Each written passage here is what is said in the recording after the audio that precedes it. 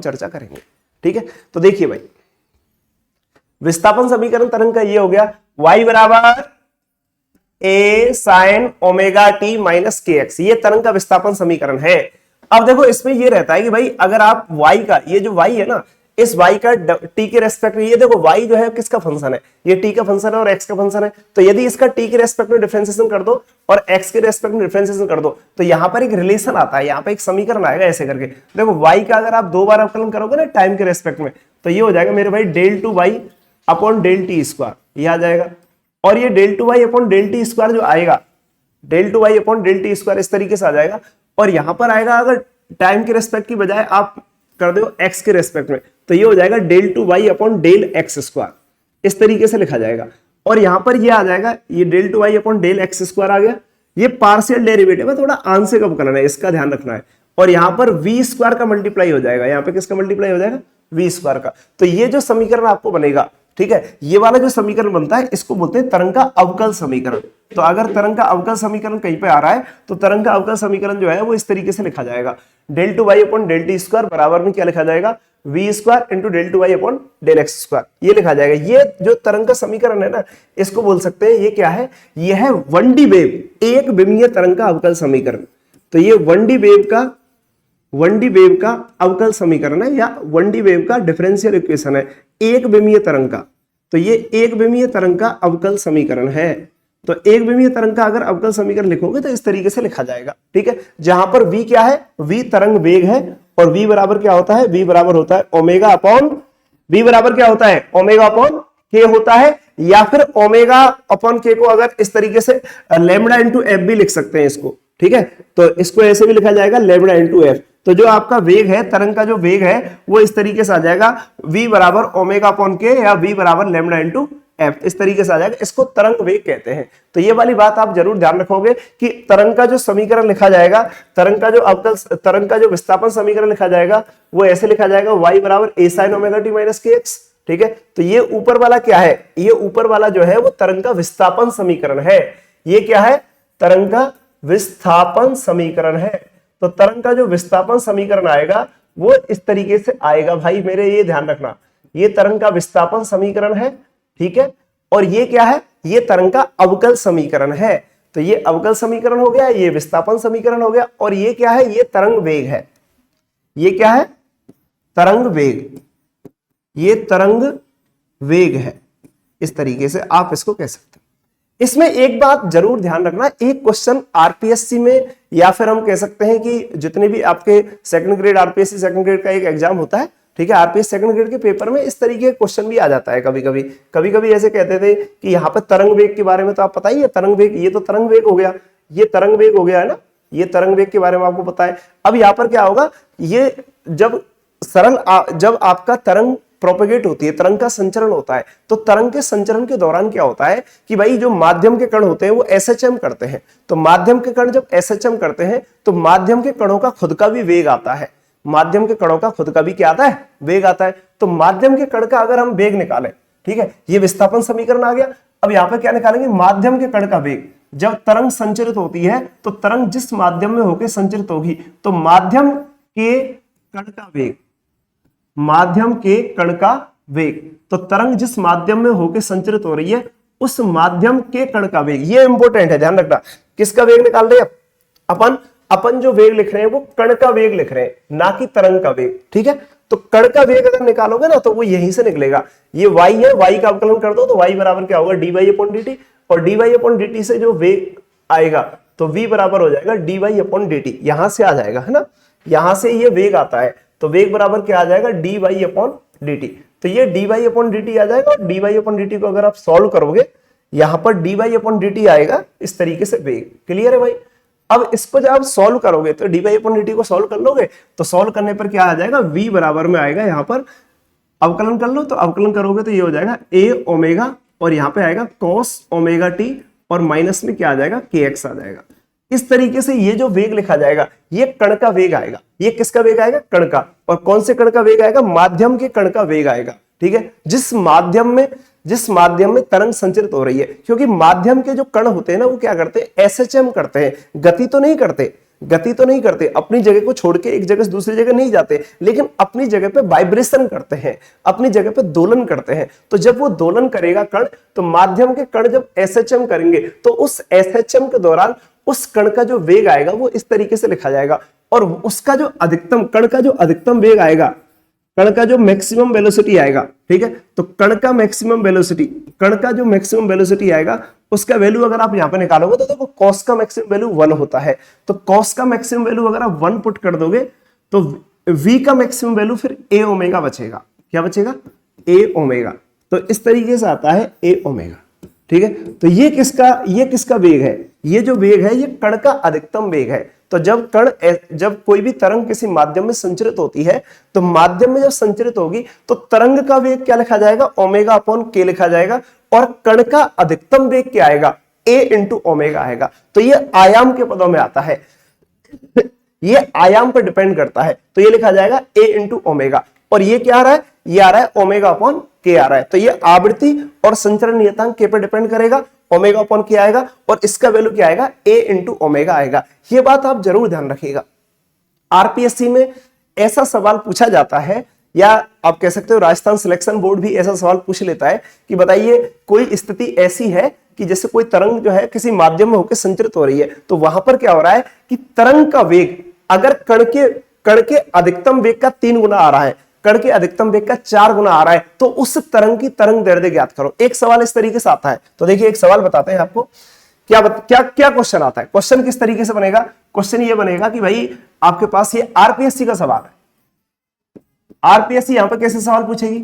RPSC जो है वो इस तरीके से सवाल पूछेगी कि मान लीजिए कि कण का, इस तरीके से कह देगा कि कण का अधिकतम वेग, जब कोई तरंग किसी माध्यम से होकर संचरित हो रही है तो उस माध्यम में कण का अधिकतम वेग, कण का जो अधिकतम वेग है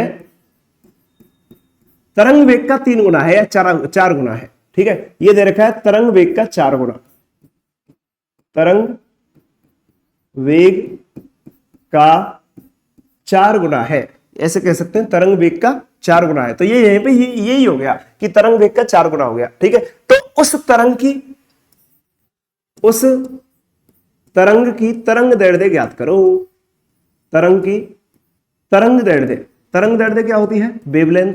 तो आपको वेवलेंथ का मान ज्ञात करना है, तरंग दैर्ध्य का मान आपको लैम्बडा का मान ज्ञात करना है। तो आप बताइए, अगर आपको लैम्बडा का मान ज्ञात करना और इस तरीके का एक रिलेशन दिया हुआ है, ठीक है, तो ये रिलेशन आपको गिवन है, ये रिलेशन क्या है?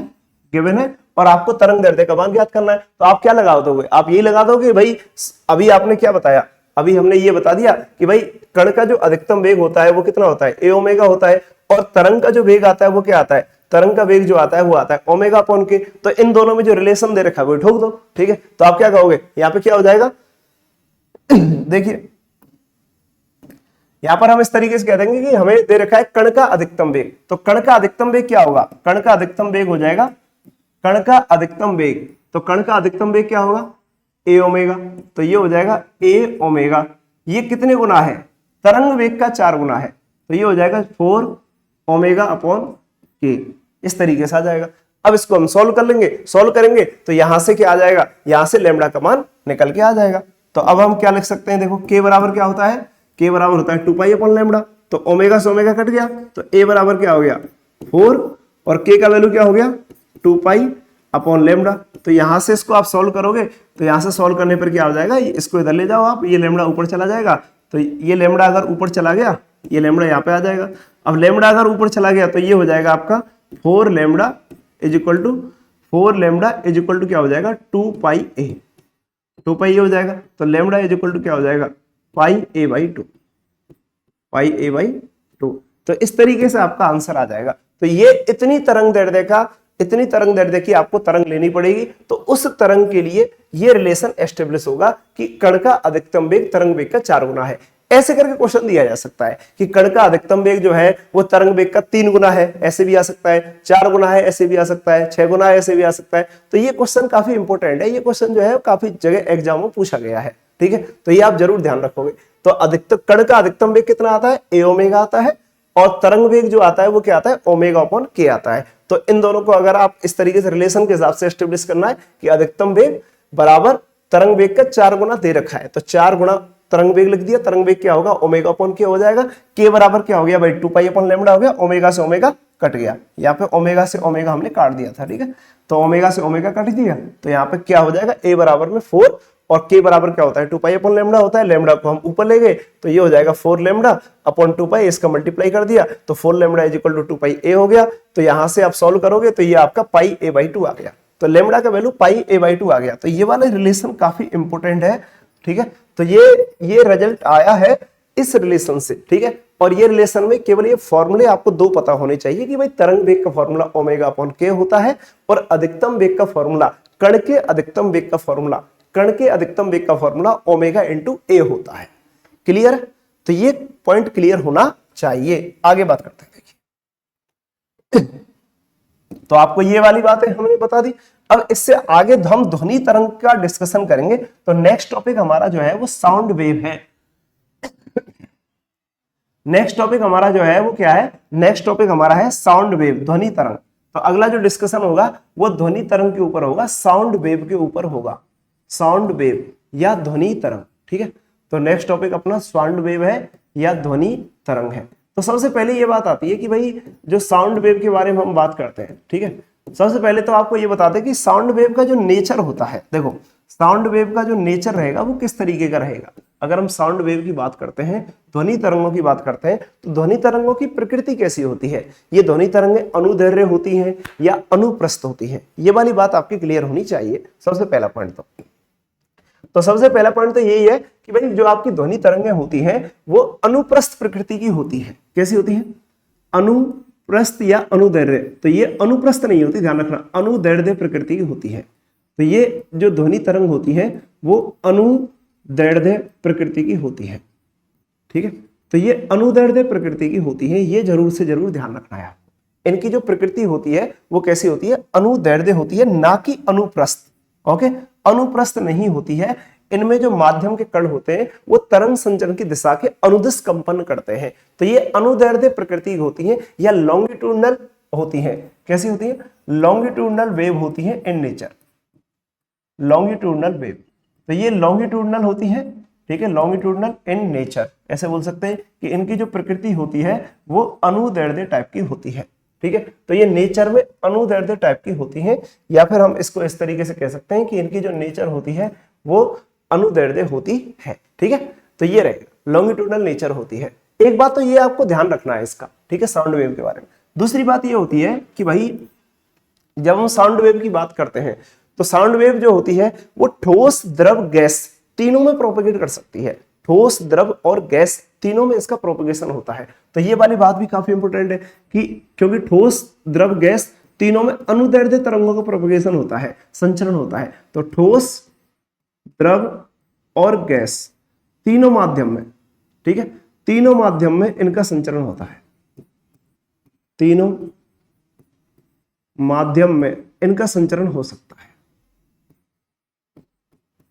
इनका संचरण हो सकता है, ठीक है। तो इनका संचरण तीनों माध्यम में होता है, ऐसे लिख देते हैं, होता है, ठीक है। तो तीनों माध्यम में होता है, ठोस में भी होता है, द्रव में भी होता है और गैस में होता है। लेकिन आपको बता दें कि ठोस में ध्वनि तरंगों की जो चाल होती है ना वो सर्वाधिक होती है, ठीक है। ठोस में ध्वनि तरंगों की चाल जो होती है वो सर्वाधिक होती है। ठोस में ध्वनि तरंगों की चाल सर्वाधिक रहेगी, ये बात आपको ध्यान रखनी है। ठोस में ध्वनि तरंगों की चाल मैक्सिमम होती है ठोस में,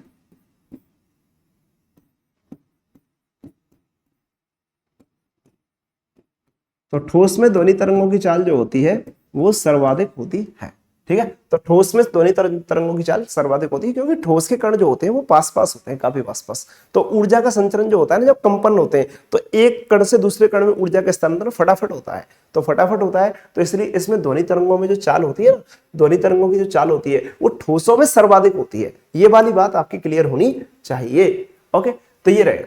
अब देखो भाई, आपकी जो साउंड वेव होती है, अगर हम ध्वनि तरंगों के बारे में डिस्कशन करें, थोड़ा सा साउंड वेव के बारे में और बताएं आपको, ठीक है। तो साउंड वेव जो होती है ना, ध्वनि तरंगों को, इनको तीन कैटेगरियों में डिवाइड किया गया है। इनको अगर कैटेगराइज करें तो इनको अगर कैटेगराइज करें तो इनको तीन तरीके से हम कैटेगराइज कर सकते हैं। इस तरीके से। तो इनको तीन तरीके से कैटेगराइज किया जाता है। एक होती है, एक तो होता है जिसको बोला जाता है कि ये जो है ना, ये श्रव्य तरंगें होती हैं, ये सोनिक वेव होती हैं, इनको सोनिक वेव, इसकी आवृत्ति परास के आधार पर, आवृत्ति की परास के आधार पर इनको इस तरीके से लिखा जाता है, sonic wave, ultrasonic wave, infrasonic wave. ठीक है, तो ध्यान रखना आवृत्ति परास के आधार पर ये होती है सोनिक वेव। ठीक है, सोनिक वेव को बोलते हैं ऑडिएबल। ठीक है, ये सोनिक वेव होती है, या फिर इनको श्रव्य तरंगें भी कहा जाता है, श्रव्य तरंगें। ठीक है, तो ये श्रव्य तरंगें होती हैं। ठीक है, श्रव्य तरंगें, और श्रव्य तरंगें जो होती हैं वो ऑडिएबल होती हैं, ऑडिएबल है ना, या फिर इनको ऑडिबल भी बोला जाता है। ठीक है, ऑडिबल भी बोला जाता है। ऑडिबल जो परास होती है, ऑडिबल जो परास होती है, ये ऑडिबल परास होती है, फ्रीक्वेंसी की जो परास होती है एफ, वो 20 हर्ट्ज से लेकर के 20 किलो हर्ट्ज के बीच में होती है, 20 हर्ट्ज से लेकर के 20 किलो हर्ट्ज के बीच में होती है। तो यदि आवृत्ति की परास 20 हर्ट्ज से लेकर के 20 किलो हर्ट्ज के बीच में होती है ना, तो वो जो ध्वनि तरंगें होती है उनको श्रव्य तरंगें कहा जाता है, या फिर उनको सोनिक वेव कहा जाता है। ठीक है, इनको हम लोग सुन सकते हैं। ठीक है, मतलब हमारे जो नॉर्मल जो मनुष्य या फिर प्राणी जो होते हैं वो इनको सुन सकते हैं। ठीक है, नॉर्मल प्राणी। ठीक है, लेकिन ये जो तरंगे, अब यहाँ पर क्या होगा, इसका फ्रीक्वेंसी का मान अगर 20 किलो हर्ट्ज से ज्यादा हो जाए ना, तो उसको फिर इसको हम अल्ट्रासोनिक कहेंगे। तो अल्ट्रासोनिक वाली रेंज में क्या होता है, अल्ट्रासोनिक, अल्ट्रासोनिक में क्या होगा, अल्ट्रासोनिक रहेगा ये होगा आपका अल्ट्रासोनिक। ठीक है, अल्ट्रासोनिक को पराश्रव्य भी कहा जाता है। अल्ट्रासोनिक को क्या कहा जाता है हिंदी में कहा जाता है इसको पराश्रव्य तरंगें। तो पराश्रव्य तरंगें जो होती हैं, इनके लिए जो फ्रीक्वेंसी रहेगी वो 25, मतलब आपकी 20 किलो हर्ट्ज से ज्यादा होती है, 20 किलो हर्ट्ज से ज्यादा होती है इनकी जो फ्रीक्वेंसी होती है। यदि फ्रीक्वेंसी 20 किलो हर्ट्ज से ज्यादा आ रही है ना, तो उनको पराश्रव्य बोला जाएगा। ठीक है, और अगर फ्रीक्वेंसी अगर आपकी ध्वनि तरंगों की फ्रीक्वेंसी जो है वो 20 हर्ट्ज से भी कम आ रही है, तो उनको अपश्रव्य कहा जाएगा। अपश्रव्य या फिर अपश्रव्य को बोलते हैं इसका इंफ्रासोनिक। ठीक है, तो इसको बोला जाता है इंफ्रासोनिक। तो इंफ्रासोनिक जो वेव होती हैं, इंफ्रासोनिक जो ध्वनि तरंगें होती हैं या अपश्रव्य ध्वनि तरंग जो होती है, इनके लिए जो फ्रीक्वेंसी होती है ना, वो 20 हर्ट्ज से कम होती है। किससे कम होती है, 20 हर्ट्ज से। तो 20 हर्ट्ज से भी कम होती है। तो अगर 20 हर्ट्ज से कम है तो इसको बोला जाएगा, 20 हर्ट्ज से अगर कम आ रही है ना, तो 20 हर्ट्ज से कम आने पर क्या बोला जाएगा, इसको बोला जाएगा इंफ्रासोनिक। ठीक है, इनको इंफ्रासोनिक बोला जाएगा। और यदि 20 और 20 किलो हर्ट्ज के बीच में आ रही है तो इनको बोला जाएगा ऑडिएबल या सोनिक वेव्स। और अगर 20 किलो हर्ट्ज से ज्यादा आ रही है तो इसको बोला जाएगा अल्ट्रासोनिक, पराश्रव्य तरंगें। ठीक है, तो ध्यान रखना है बच्चों, इसको पराश्रव्य कब बोला जाता है, जब आवृत्ति 20 किलो हर्ट्ज से या 20,000 हर्ट्ज से ज्यादा आती है, तब इसको पराश्रव्य बोला जाता है। यदि 20 और 20 किलो हर्ट्ज के बीच में आती है तो इनको, ठीक है, इनको ऑडिएबल बोला जाता है। और यदि इनकी आवृत्ति 20 हर्ट्ज से कम आ रही है तो फिर इनको अपश्रव्य भी कहा जाता है। क्लियर है भाई? तो ये वाली बात आप जरूर से जरूर ध्यान रखें। अब देखो इसमें क्या रहेगा, ऐसे भी बताया जाता है कि जो पराश्रव्य तरंगें जो होती हैं, इनको केवल चमगादड़ वगैरह जो कुछ जीव होते हैं ना, वही सुन पाते हैं।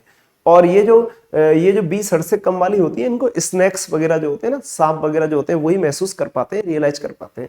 और ये वाली जो तरंगें होती है, ऑडिएबल वाली जो होती हैं, इनको सभी लोग सुन सकते हैं। ठीक है, इस तरीके से रहेगा। तो ये साउंड वेव्स का वर्गीकरण हमने आपको बता दिया।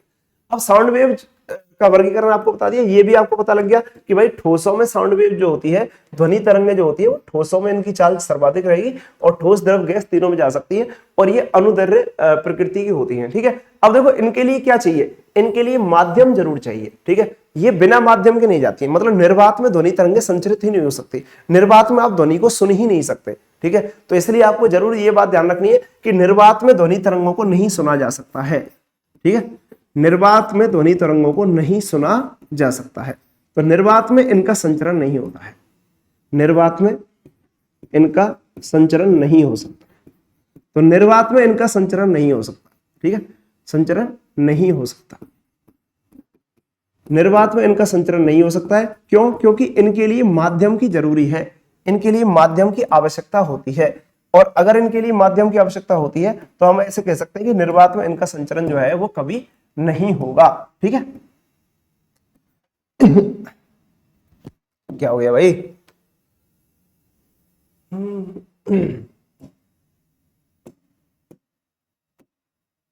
तो देखो क्या करें कि निर्वात में इन ध्वनि तरंगों का जो है वो संचरण नहीं हो सकता है, ठीक है। तो निर्वात में इनका संचरण नहीं होगा, तो आप ऐसे कह सकते हो कि निर्वात में इन ध्वनि तरंगों का संचरण बिल्कुल भी नहीं होगा। ये वाली बात आपको ध्यान रखनी है।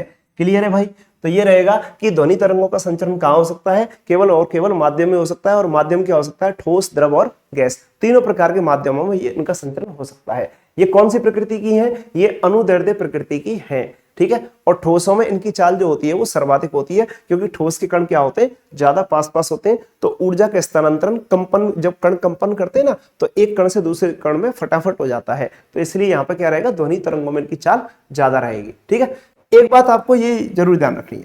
अब इसमें एक बात ये आती है कि भाई ध्वनि तरंगें जो होती है ना, कुछ घटनाएं ऐसी होती हैं, जैसे कि आपने सुना होगा कि कुछ प्राकृतिक घटनाएं होती है जिनमें व्यतिकरण होता है, विवर्तन होता है, ध्रुवण होता है। तो आपको एक बात बता देते हैं कि भाई ये जो ध्वनि तरंगे हैं, इन ध्वनि तरंगों का व्यतिकरण भी हो सकता है, इन ध्वनि तरंगों का विवर्तन भी हो सकता है, ठीक है। और इन ध्वनि तरंगों का परावर्तन भी हो सकता है, ठीक है, और अपवर्तन भी हो सकता है। लेकिन इन ध्वनि तरंगों का जो है वो ध्रुवण नहीं हो सकता, ठीक है। ध्रुवण होने के लिए कंडीशन क्या है? ध्रुवण होने के लिए कंडीशन है कि ध्रुवण होने के लिए कंडीशन है अनुप्रस्थ तरंगे होनी चाहिए। तो ये जो ध्वनि तरंगे हैं वो कैसी तरंगे हैं? ये अनुदैर्ध्य प्रकृति की हैं। अब अनुदैर्ध्य प्रकृति की इसलिए हम कहेंगे इनका ध्रुवण नहीं हो सकता। तो ये जरूर ध्यान रखना है कि ध्वनि तरंगों का ध्रुवण नहीं हो सकता, इनका ध्रुवण नहीं होता, ध्रुवण नहीं होता है, ठीक है। तो इनका ध्रुवण नहीं होता है। तो आपने सुना होगा कि ध्रुवण में क्या रहता है? ध्रुवण में एक साइड के या एक ही दिशा के प्रकाश से कंपन विद्यमान होते हैं, ठीक है। एक ही दिशा के प्रकाश से कंपन विद्यमान होते हैं। तो ऐसा पॉसिबल नहीं हो सकता। मतलब ध्रुवण जो है वो अनुदैर्ध्य तरंगों का नहीं हो सकता। क्यों नहीं हो सकता? क्योंकि ध्रुवण के लिए क्या जरूरी है? ध्रुवण के लिए तरंगे जो है वो अनुप्रस्थ होना जरूरी है। क्लियर है भाई? तो ये वाला डिस्कशन अपना ध्वनि तरंगों के बारे में इतना हो गया कि ध्वनि तरंगों के बारे में मैंने आपको बता दिया, ठीक है।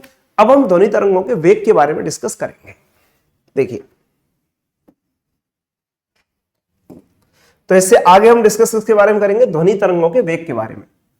ध्वनि तरंगों का वेग, ध्वनि तरंगों का वेग, ठीक है। या फिर हम ध्वनि तरंगों की चाल भी कह सकते हैं, ठीक है, ठीक है। ध्वनि तरंगों का वेग या velocity of sound waves, velocity of sound waves. ध्वनि तरंगों के वेग के बारे में बात करते हैं। ध्वनि तरंगों के वेग का हम डिस्कशन करते हैं। तो देखिए, ध्वनि तरंगों का वेग किस तरीके से बताया जाएगा? ध्वनि तरंगों का अगर हमें वेग बताना है ना, वेग, ठीक है, तो वेग जो ध्वनि तरंगों का दिया जाता है वो इस तरीके से दिया जाता है। देखो, v बराबर क्या लिखा जाता है? v बराबर इस तरीके से आता है, ध्वनि तरंग का वेग अंडर रूट ई बटे में रो। v बराबर क्या आता है? अंडर रूट ई बटे रो आता है। ये क्या होता है? ध्वनि तरंग का वेग होता है। तो ध्वनि तरंग का वेग किस तरीके लिखा जाएगा? v बराबर में under root E upon rho लिखा जाएगा। v बराबर क्या लिखा जाएगा? Under root E upon rho लिखा जाएगा। तो आप बताइए, यहां पर ये जो ई होता है, ई को क्या बोलते हैं? ई को बोलते हैं प्रत्यास्थता गुणांक। ई को क्या बोला जाएगा? ई को बोला जाएगा प्रत्यास्थता गुणांक, प्रत्यास्थता गुणांक, ठीक है। ये ई जो होता है वो प्रत्यास्थता गुणांक होता है, या इसको बोलते हैं कोफिशिएंट ऑफ इलास्टिसिटी, ठीक है, कोफिशिएंट ऑफ इलास्टिसिटी, ये प्रत्यास्थता गुणांक होता है। और भाई ये जो रो होता है, रो क्या होता है? रो होता है घनत्व। रो क्या होता है? घनत्व होता है। तो ये रो घनत्व होगा। तो v बराबर क्या लिखा जाएगा? Under root E upon rho लिखा जाएगा। ई को क्या बोलेंगे? प्रत्यास्थता गुणांक बोलेंगे। और रो को क्या बोलेंगे? रो को घनत्व बोलेंगे, ठीक है। तो ये रहेगा। अब देखो, ये जो है ना ध्वनि तरंगों का एक व्यापक जो वेग है, हमने व्यापक रूप में लिख दिया, इस तरीके से आएगा। तो अगर ठोस, द्रव, गैसों में बात करें तो किस तरीके से आएगा? देखो, अगर हम बात करते हैं ठोस में, अगर हम बात करते हैं ठोसों में, ठीक है, तो इसको इस तरीके से हम लिख सकते हैं। ये वाला जो ध्वनि तरंगों का जो वेग है ना, इसको इस तरीके से लिखा जा सकता है ठोसों में और गैसों में, ठीक है। तो ये जो वेग है, इसी फॉर्मूले को इस तरीके से लिख देते हैं। ये जो फॉर्मूला है under root E upon rho, एक व्यापक रूप फॉर्मूला है। तो इसको ऐसे लिखा जाएगा ठोसों के लिए। अगर हम ठोसों के लिए लिखें, ठोसों के लिए या ठोस माध्यम में, ठीक है, तो ठोस माध्यम में या ध्वनि तरंग का वेग, तो ठोसों में ध्वनि तरंग का वेग। तो ठोसों में अगर लिखोगे तो ठोसों में क्या आ जाएगा, ठोसों में ये रहेगा कि भाई ठोसों में इतनी सी बात होती है कि यहां पर v बराबर आ जाएगा अंडर रूट का y अपॉन रो। v बराबर क्या आ जाएगा, अंडर रूट का y अपॉन रो। तो ठोसों में v बराबर under root y upon rho आता है। v बराबर क्या आता है, under root y upon rho आता है। अब यहां पर y क्या रहेगा, y होता है यंग प्रत्यास्थता गुणांक। y क्या होता है, यंग प्रत्यास्थता गुणांक। ठीक है, इसको यंग मॉडुलस बोला जाता है। ये होता है यंग प्रत्यास्थता गुणांक। तो यंग प्रत्यास्थता गुणांक, तो ये इस तरीके से लिखा जाता है। तो यंग प्रत्यास्थता गुणांक, इसको यंग मॉडुलस भी बोला जाएगा। और रो क्या रहेगा, रो जो है वो घनत्व रहेगा। ठीक है, अब देखो ये तो हो गया ठोसों में। अब गैसों में और द्रवों में बात करें, द्रवों या गैसों में, द्रवों या गैसों में। तो द्रवों या गैसेज में अगर हम बात करें, द्रवों या गैसों में, ठीक है, तो द्रवों या गैसों में क्या रहेगा, द्रवों या गैसों में इस तरीके से हम कह सकते हैं कि द्रवों में या गैसों में। तो द्रवों में या गैसों में क्या रहेगा मेरे भाई, द्रवों या गैसों में y की जगह ना b आ जाएगा। b को बोलते हैं आपका बल्क मॉडुलस। ठीक है, तो यहां पर क्या हो जाएगा, v बराबर क्या आ जाएगा, under root b upon rho. तो इस तरीके से आ जाएगा। तो ये इस तरीके से फॉर्मूला बनता है। और ये वाला जो फॉर्मूला है, ये वाला जो फॉर्मूला है, इसमें क्या है, इसमें जो b है ना, b को क्या बोला जाएगा, b को बोला जाएगा या बल्क मॉडुलस। b को क्या बोला जाएगा, बल्क मॉडुलस। और बल्क मॉडुलस होता है आयतन प्रत्यास्थता गुणांक। क्या होता है, आयतन प्रत्यास्थता गुणांक, आयतन प्रत्यास्थता गुणांक। तो आयतन प्रत्यास्थता गुणांक होता है। ठीक है, और आयतन प्रत्यास्थता गुणांक, इसको इस तरीके बल्क मॉडुलस बोला जाता है। और रो क्या रहेगा, रो तो यहां भी घनत्व है, रो तो यहां भी क्या है, घनत्व है। घनत्व का मतलब डेंसिटी, तो ये डेंसिटी है। और भाई यहां पर रो क्या है, यहां भी रो जो है वो डेंसिटी है या घनत्व है। क्लियर है, तो ये रहेगा। तो यहां पर आपको ध्यान रखना है कि आपका जो ध्वनि तरंगों का जो वेग है वो किस तरीके से लिखा जाता है। तो वेग का जो जनरल फॉर्मूला होता है वो होता है under root E upon rho. अगर ठोसों में बात करें तो ठोसों में यंग प्रत्यास्थता गुणांक का यूज किया जाएगा, तो ये लिखा जाएगा under root Y upon rho. और अगर द्रवों और गैसों में बात करें तो इसको इस तरीके लिखा जाएगा under root B upon rho. Okay, clear है। तो ये यंग मॉडुलस, ये बी क्या है, बल्क मॉडुलस है, और वाई क्या है, यंग मॉडुलस है। ठीक है, वाई होता है यंग प्रत्यास्थता गुणांक, इसको यंग मॉडुलस भी कहते हैं, यंग्स मॉडुलस। ये क्या है, यंग्स मॉडुलस। तो यंग्स मॉडुलस जो होता है वो ये होता है y, और यहां पे b जो होता है वो बल्क मॉडुलस होता है। ओके, तो ये रहेगा। तो ये ध्वनि तरंगों का वेग है, और ध्वनि तरंगों का वेग इस तरीके से लिखा जाता है। ओके भाई, क्लियर है। तो इसका हवाई हवाई हो गया, काम खत्म हो गया अपना। ठीक है, अब देखो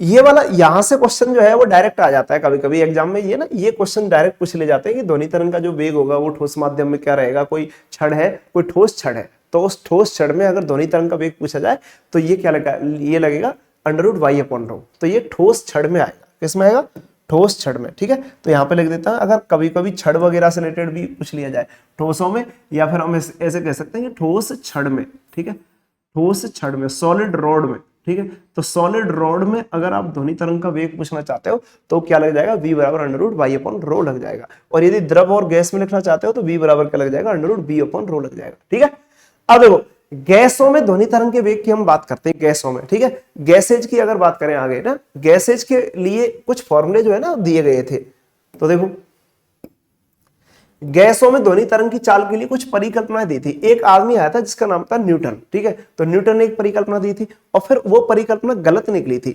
गलत निकली थी तो उसको सही किया था लाप्लास नाम के एक वैज्ञानिक ने। ठीक है, तो यहां पर आएगा कि भाई गैसों में ध्वनि तरंग की जो चाल होती है वो क्या होती है। देखो क्या रहेगी, अगर हम बात करते हैं गैसों में ध्वनि तरंग की चाल, गैसों में ध्वनि तरंग की चाल, गैसों में ध्वनि तरंग की चाल क्या है, ध्वनि तरंग की चाल।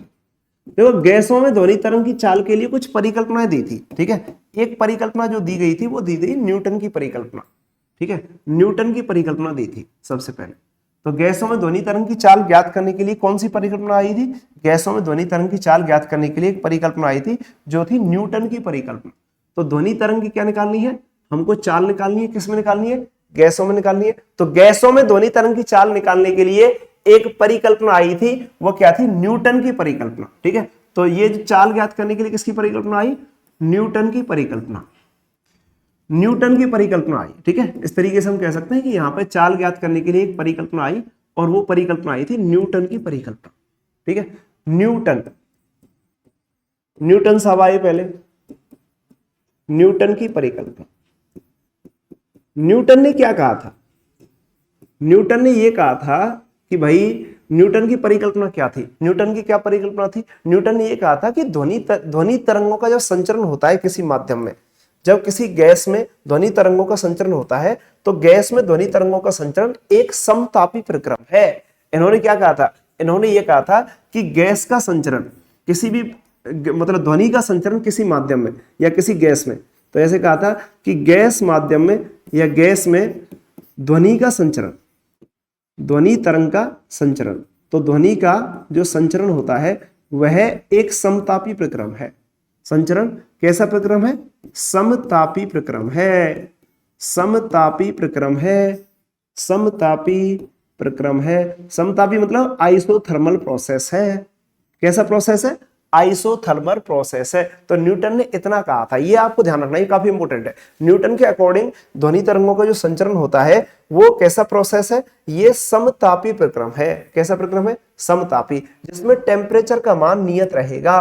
अब बताइए, अगर टेम्परेचर का मान नियत रहेगा, अगर टेम्परेचर का मान नियत रहेगा तो इसमें क्या होता है कि टेम्परेचर का मान जब जब नियत होता है तो आदर्श गैस समीकरण से अगर हम निकालें टेम्परेचर का मान अगर नियत रहेगा तो आदर्श गैस समीकरण लगाते ना, क्या लगाते हैं? आदर्श गैस समीकरण। तो समतापी प्रक्रम के लिए जो बल्क मॉडुलस आता है बी का जो मान है ना वो किसके बराबर आएगा? बी का मान पी के बराबर आएगा।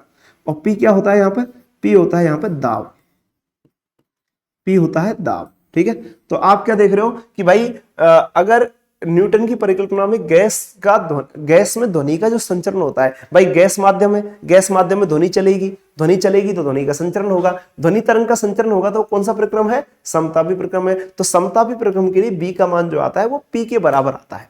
अगर बी का मान पी के बराबर आता है तो यहां पर ध्वनि तरंग की जो चाल हो जाएगी, यहां पर ध्वनि तरंग की जो चाल आ जाएगी वो क्या आ जाएगी? Under root B upon rho आती है। अब बी अपॉन रो की जगह क्या आ जाएगी? पी अपॉन रो आ जाएगी। क्या आ जाएगी? पी अपॉन रो आ जाएगी। तो ये क्वेश्चन जो है वो ये लैब असिस्टेंट के एग्जाम में आया था 2022 में। ठीक है, ये क्वेश्चन जो है वो ध्वनि तरंग की चाल कौन सी होगी न्यूटन की परिकल्पना के अनुसार? तो ये होती है under root P upon rho होती है। तो ये आपके राजस्थान सिलेक्शन बोर्ड के एग्जाम में आया था, जिसको लैब का जो एग्जाम होता है ना, लैब असिस्टेंट का जो पेपर होता है, लैब असिस्टेंट के 2022 के पेपर में ये क्वेश्चन पूछा गया था कि ध्वनि तरंगों की जो चाल होती है वो क्या लिखी जाती है? तो ध्वनि तरंग की जो चाल है वो लिखी जाती है under root P upon rho. Under root P upon rho लिखी जाती है। ठीक है, तो ये ध्वनि तरंग की चाल होती है under root P upon rho. ये चाल किसके अनुसार लिखी गई है? ये चाल लिखी गई है न्यूटन की परिकल्पना के अनुसार। और न्यूटन की परिकल्पना में क्या माना गया था? समतापी प्रक्रम माना गया था। तो ये चाल आ गई। ठीक है, लेकिन ये परिकल्पना एग्जैक्टली गलत प्रूफ हुई बाद में। ठीक है, बाद में गलत प्रूफ क्यों हुई? क्योंकि अगर प्रैक्टिकली देखा जाए तो एनटीपी पर, किस पर? नॉर्मल टेम्परेचर और प्रेशर, इसको एनटीपी बोला जाता है, नॉर्मल टेम्परेचर एंड प्रेशर। तो नॉर्मल टेम्परेचर और प्रेशर पर अगर देखा जाए तो भाई प्रेशर का जो वैल्यू आता है, वो आता है 1.01 इंटू 10⁵ पास्कल, मतलब 1 ATM के बराबर आता है। तो प्रेशर का वैल्यू ये हो गया 1 ATM के बराबर। और गैस का जो घनत्व लिखा जाता है, 1.3 kg पर मीटर क्यूब, मतलब जो आपकी वायु है, वायु का जो घनत्व लिखा जाता है वो लिखा जाता है 1.3 kg पर मीटर क्यूब। तो यदि इन दोनों मानों को अगर रख दोगे तो ध्वनि तरंग की जो चाल आएगी, यहाँ पे सॉल्व करने पे, तो ये हो जाएगी अंडर रूट का पी अपॉन रो। तो पी अपॉन रो अगर आप रखोगे ना, पी का वैल्यू रखोगे, रो का वैल्यू रखोगे, तो ये लगभग 280 मीटर पर सेकंड आती है। कितनी आती है? 280 मीटर पर सेकंड। किसकी परिकल्पना के अनुसार आ रहा है ऐसा आ रहा है न्यूटन की परिकल्पना के अनुसार। ये किसके अनुसार आ रहा है? न्यूटन की परिकल्पना के अनुसार, न्यूटन्स हाइपोथेसिस।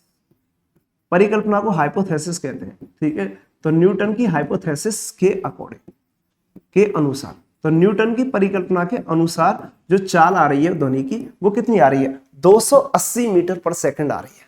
ठीक है, तो ध्वनि की चाल 280 मीटर पर सेकंड होती है, किस पर, एनटीपी पर, नॉर्मल टेम्परेचर और प्रेशर पर। लेकिन लेकिन लेकिन लेकिन प्रैक्टिकली क्या देखा गया है, प्रैक्टिकली ये देखा गया है कि ध्वनि तरंग की जो चाल होती है, बट प्रैक्टिकली क्या देखा गया है, प्रैक्टिकली अगर देखा गया है तो प्रैक्टिकली ध्वनि तरंग की जो चाल होती है वो आती है 332 मीटर पर सेकंड। ध्वनि तरंग की जो चाल आती है वो कितनी आती है, 332 मीटर पर सेकंड। तो प्रैक्टिकली ये देखा गया है कि ध्वनि तरंग की जो चाल आती है वो आती है 332 मीटर पर सेकंड आती है। ठीक है, तो बताओ ध्वनि तरंग की चाल न्यूटन के अकॉर्डिंग कितनी आ रही है, 280, लेकिन प्रैक्टिकली कितनी आ रही है, 332। तो क्या ये दोनों मैच हो रहे, नहीं मैच हो रहे। तो ये दोनों मैच नहीं हो रहे, ये दोनों मैच नहीं हो रहे। अगर ये दोनों मैच नहीं हो रहे तो अब आप क्या कह दोगे, आप कह दोगे न्यूटन की परिकल्पना गलत है, न्यूटन की परिकल्पना गलत है। तो आप कह दोगे न्यूटन की परिकल्पना रॉन्ग है, न्यूटन की हाइपोथेसिस रॉन्ग है, कल्पना गलत है। तो न्यूटन की परिकल्पना गलत है। तो न्यूटन ने क्या मान लिया था कि भैया प्रकाश की जो ध्वनि की जो चाल होती है वो ध्वनि की चाल √p/ρ से आएगी, और p/ρ से कब आएगी, जब इसको समतापी प्रक्रम मान लिया जाए। तो न्यूटन ने ये जो माना था, समतापी प्रक्रम जो माना था वो गलत था। वो क्या था, गलत था। तो न्यूटन ने ये गलत मान लिया था। ठीक है, लेकिन देखो लैब के पेपर में जो क्वेश्चन आया था ना, उस क्वेश्चन में यही ऑप्शन दे रखे थे कि v बराबर √p/ρ होगा, या √ρ/p होगा, या 1/p होगा, या 1/ρ होगा। तो उसके हिसाब से इसका आंसर जो है वो यही आएगा, ये करेक्ट है। ठीक है, तो ऑप्शन में ये दे रखा था, तो यही आपका आंसर जो है वो करेक्ट था। ठीक है, लेकिन वास्तव में ध्वनि तरंगों की चाल इतनी नहीं होती है, √p/ρ नहीं आती है। ठीक है, क्यों, क्योंकि ये न्यूटन की परिकल्पना के अनुसार आ रही है, और न्यूटन की परिकल्पना के अनुसार जो मान आ रहा है ना 280 मीटर पर सेकंड आ रहा है, वो वास्तविक ध्वनि की चाल से कम आ रहा है। वास्तव में ध्वनि की चाल जो होती है प्रैक्टिकली 332 मीटर पर सेकंड होती है, उससे कम हो रहा है, उससे मेल नहीं खा रहा, उससे मेल नहीं खा रहा, तो ये परिकल्पना गलत है। तो फिर इस परिकल्पना को सुधारा गया, सही किया गया। और सही किसने किया, सही किया था लाप्लास ने। क्या किया था, लाप्लास ने सही किया था। तो फिर गैस में ध्वनि तरंग की चाल के लिए लाप्लास का संशोधन आता है, इससे आगे लाप्लास का संशोधन। तो लाप्लास ने इसको सही किया था। ठीक है, तो लाप्लास ने इसको मॉडिफाइड किया, लाप्लास ने इसमें संशोधन किया, तो इसको कहते हैं लाप्लास का संशोधन। लाप्लास का संशोधन, लाप्लास का जो संशोधन था या लाप्लास का जो मॉडिफिकेशन था, मॉडिफिकेशन जो था, ठीक है, या इसको लाप्लास मॉडिफिकेशन भी बोला जाता है। लाप्लास मॉडिफिकेशन, तो इसको लाप्लास मॉडिफिकेशन बोला जाता है। लाप्लास मॉडिफिकेशन क्या था, लाप्लास ने क्या संशोधन किया, लाप्लास ने बस इतना बोल दिया था, लाप्लास ने बस इतना बोल दिया था कि भैया न्यूटन, जो आप परिकल्पना कर रहे हो कि ध्वनि तरंग का संचरण जब किसी गैस में होता है तो वो एक समतापी प्रक्रम है, वास्तव में वो समतापी नहीं है, वो रुद्धोष्म है। कैसा है, रुद्धोष्म, एडियाबैटिक प्रोसेस है वो। ठीक है, तो इन्होंने बस इतना मॉडिफिकेशन किया था, इन्होंने क्या बोल दिया था कि वायु में ध्वनि तरंग का संचरण, वायु में ध्वनि तरंग का संचरण जो होता है, वायु में साउंड वेव का जो प्रोपगेशन होता है, ध्वनि तरंग का जो संचरण होता है, प्रोपगेशन ऑफ साउंड वेव, ध्वनि तरंग का संचरण जो रहेगा इन एयर, वायु में ध्वनि तरंग का जो संचरण रहेगा, वो संचरण जो होगा वो समतापी नहीं है, वो रुद्धोष्म प्रक्रम है। ध्वनि तरंग का जो संचरण है वो कैसा प्रक्रम है, वो रुद्धोष्म प्रक्रम है। इन्होंने ये बोल दिया, समतापी नहीं है, कैसा है, रुद्धोष्म प्रक्रम है। तो इन्होंने समतापी की जगह एक वर्ड काम में ले लिया, रुद्धोष्म प्रक्रम। रुद्धोष्म प्रक्रम को बोला जाता है एडियाबैटिक प्रोसेस, एडियाबैटिक प्रोसेस। तो ये एडियाबैटिक प्रोसेस है, ये कैसा प्रोसेस है, एडियाबैटिक प्रोसेस। अगर ये एडियाबैटिक प्रोसेस है तो एडियाबैटिक प्रोसेस में क्या होता है, ये एडियाबैटिक प्रोसेस है। एडियाबैटिक प्रोसेस में अगर आप बल्क मॉडुलस का मान निकालोगे, एडियाबैटिक प्रोसेस में अगर आप बी का मान निकालोगे तो एडियाबैटिक प्रोसेस में बल्क मॉडुलस का मान जो आता है वो गामा इंटू पी आता है। एडियाबैटिक प्रोसेस में बल्क मॉडुलस का मान गामा इंटू पी आता है, ठीक है। समतापी प्रक्रम में क्या आता है, खाली पी आता है, इसमें क्या आएगा, गामा इंटू पी आएगा। अगर इसमें गामा इंटू पी आ रहा है तो फिर ध्वनि तरंग की चाल अगर लिख दो, तो फिर ध्वनि तरंग की जो चाल आएगी v बराबर क्या आता है, v ध्वनि तरंग की चाल। ध्वनि तरंग की जो चाल आती है वो क्या आती है, under root B upon rho. तो b की जगह क्या आएगा, गामा पी, तो ये हो जाएगा under root gamma P upon rho, under root gamma P upon rho आता है। तो ध्वनि तरंग की जो चाल आएगी वो आएगी under root gamma P upon rho, under root gamma P upon rho आएगी, under root gamma P upon rho आ जाएगी। क्लियर है मेरे भाई, ये बारी ध्वनि तरंग की चाल होती है। तो ध्वनि तरंग की चाल में कितना मॉडिफिकेशन आया, कितना मॉडिफिकेशन आया, न्यूटन के अकॉर्डिंग जो ध्वनि तरंग की चाल आ रही थी उसमें आ रहा था under root P upon rho. अब इसमें एक वर्ड आ गया अलग से गामा, एक मल्टीप्लाइकेशन फैक्टर आ गया gamma, under root gamma P upon rho आ गया, ठीक है।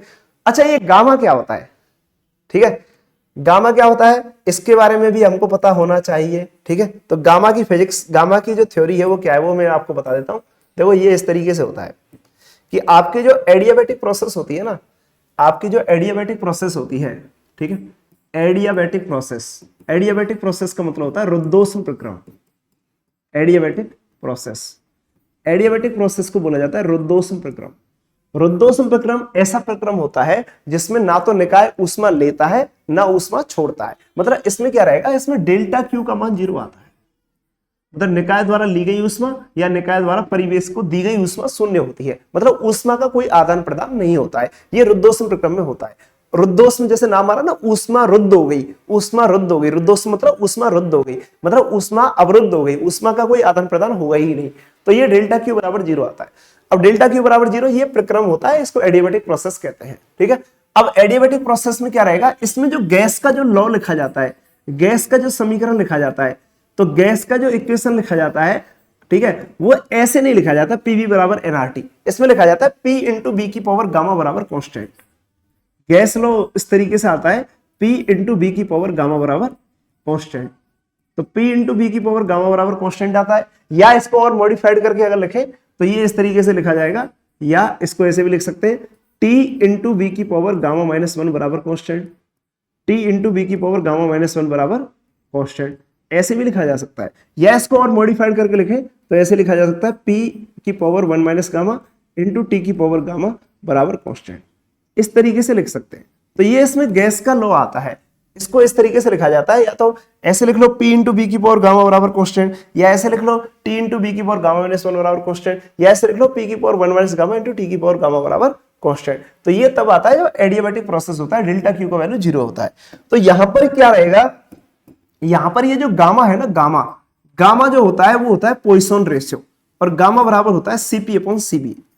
गामा बराबर क्या होता है, सीपी अपॉन सीबी। सीपी क्या होती है, नियत आयतन पर विशिष्ट ऊष्मा, और सीपी क्या होती है, नियत दाब पर विशिष्ट ऊष्मा, और ये होती है नियत आयतन पर विशिष्ट ऊष्मा। इसको लिखा जाता है नियत दाब पर, नियत दाब पर विशिष्ट ऊष्मा। तो ये होती है नियत दाब पर विशिष्ट ऊष्मा, specific heat at constant pressure, ठीक है। तो विशिष्ट ऊष्मा, और ये जो होती है ना सीबी, ये क्या होती है, नियत आयतन पर विशिष्ट ऊष्मा।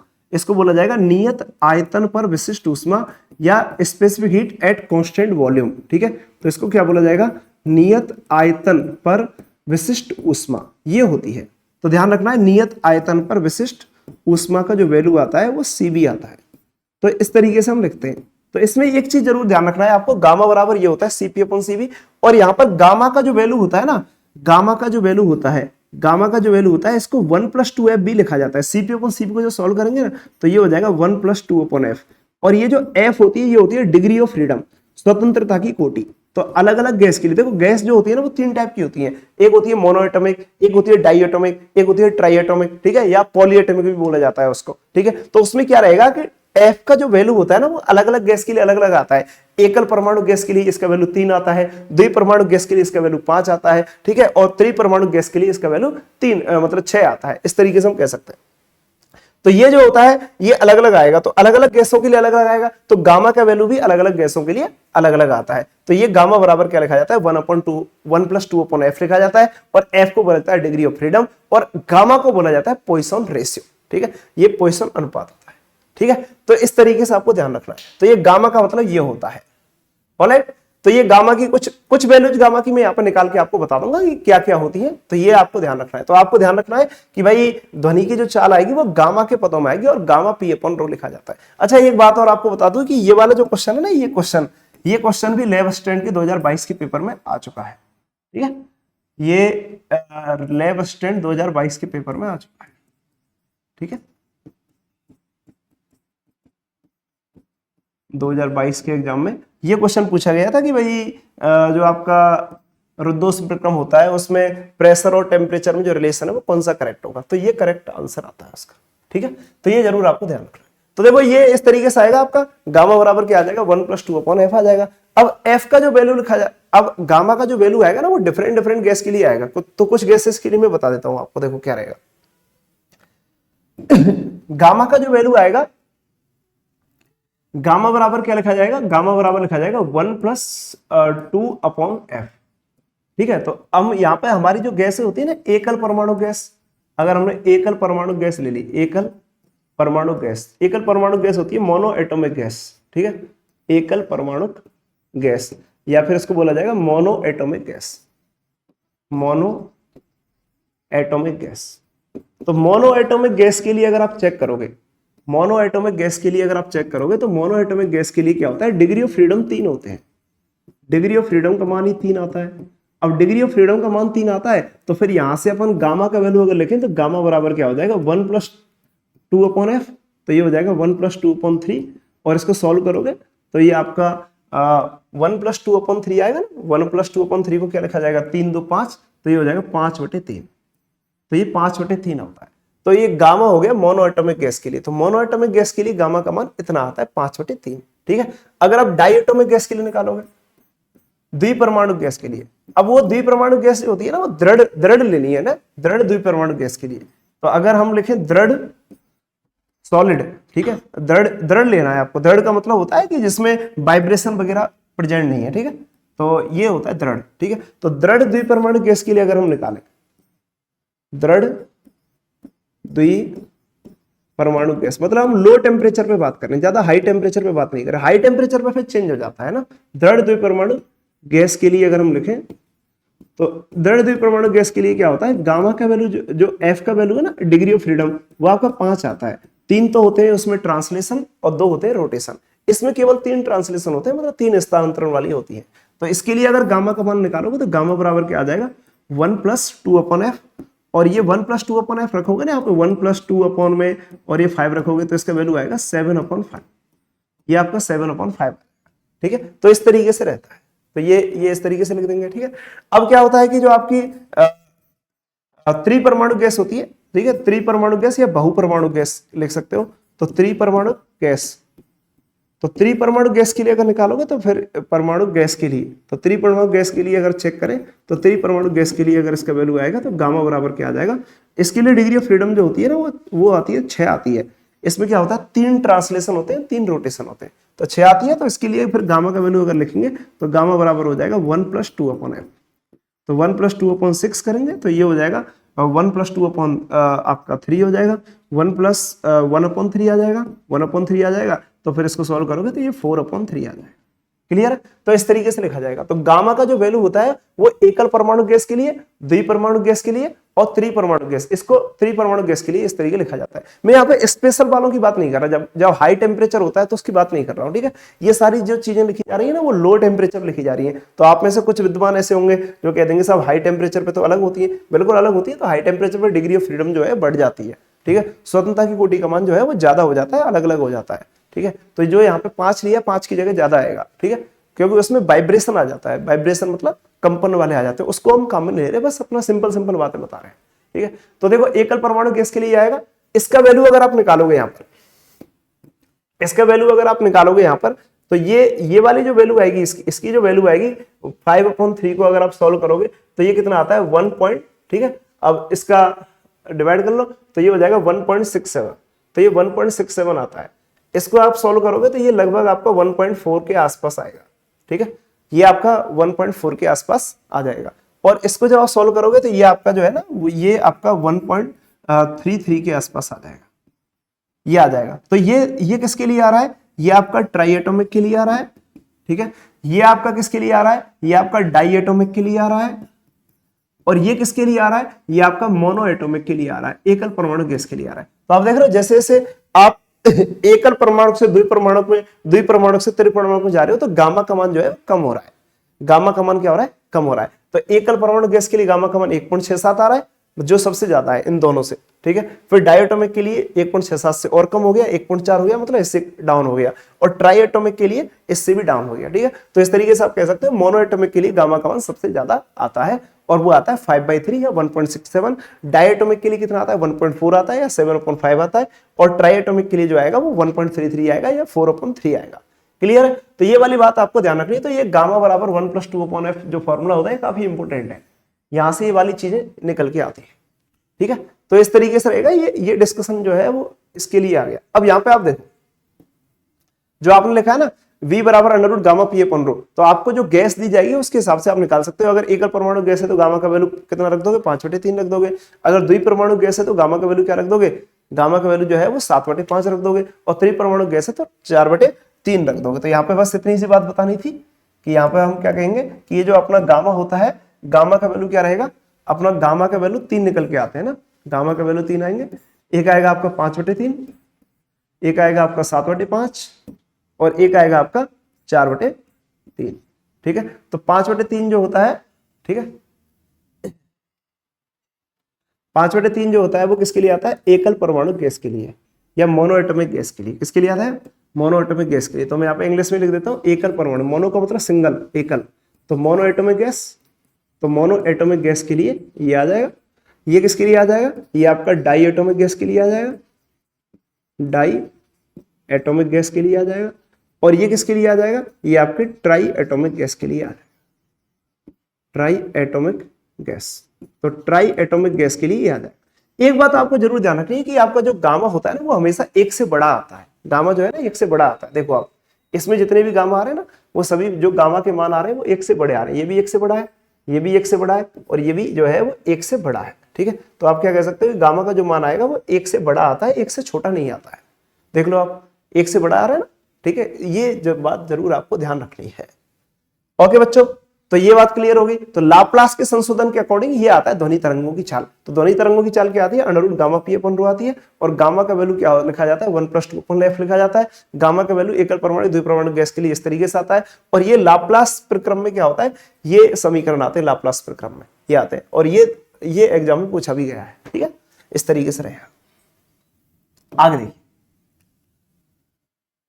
अब देखो आगे हम डिस्कशन करते हैं कि भाई आपका जो ध्वनि तरंगों की जो चाल है ये लाप्लास के अनुसार, ठीक है। तो लाप्लास के अकॉर्डिंग, लाप्लास के अनुसार या लाप्लास की परिकल्पना के अनुसार, लाप्लास की परिकल्पना के अनुसार ध्वनि तरंग की जो चाल आई है, ध्वनि तरंग की जो चाल का मान आया है वो लाप्लास की परिकल्पना के अनुसार ध्वनि तरंग का जो चाल आया है वो कितना आया है भाई, ध्वनि तरंग की जो चाल आई है लाप्लास की परिकल्पना के अनुसार वो कितनी आई है बताइए।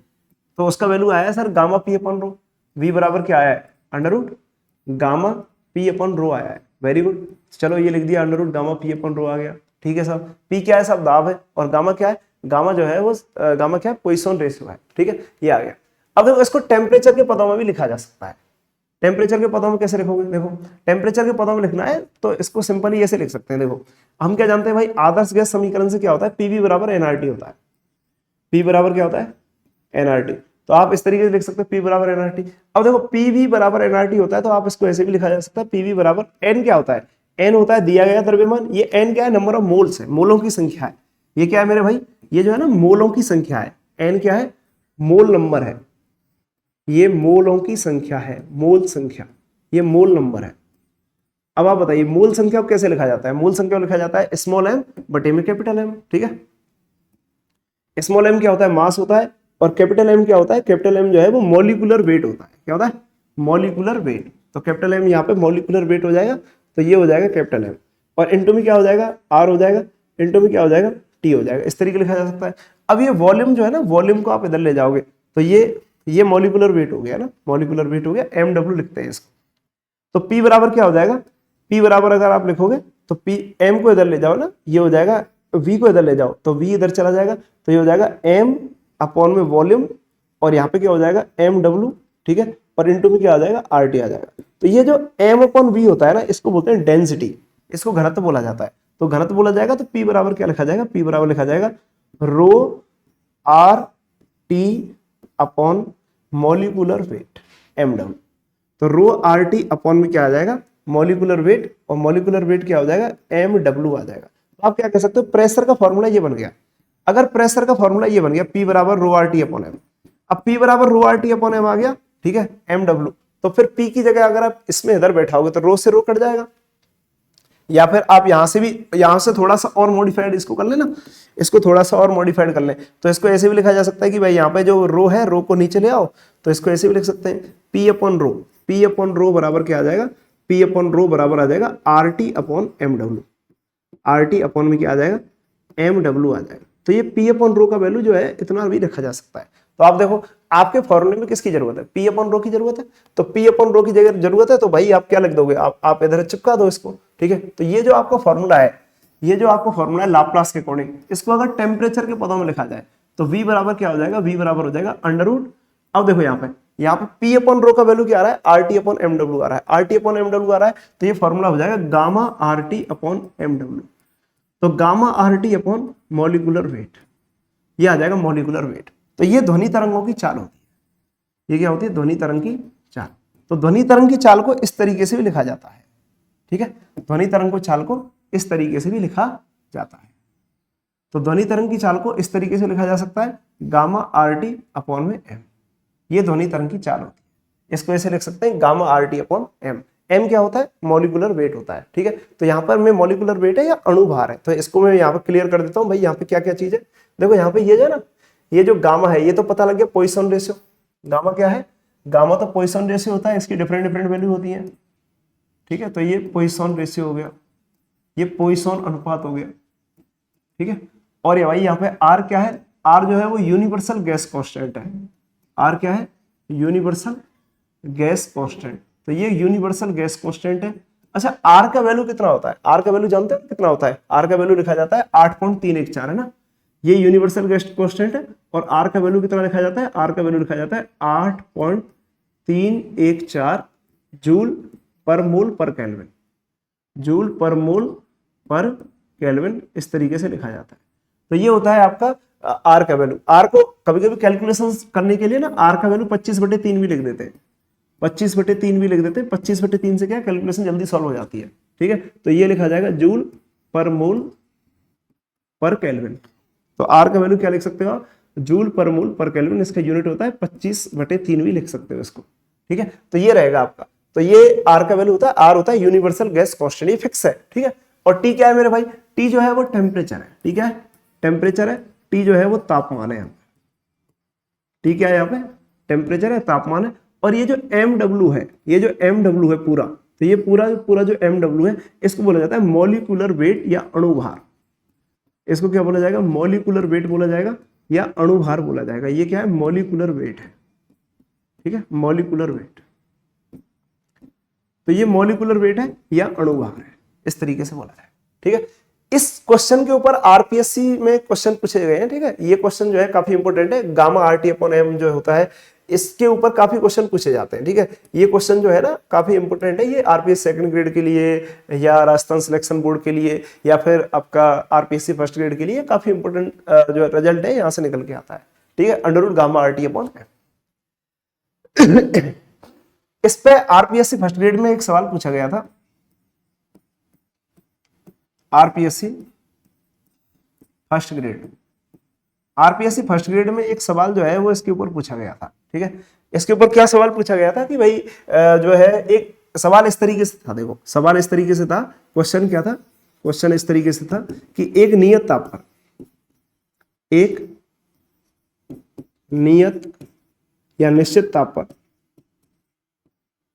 एक निश्चित ताप पर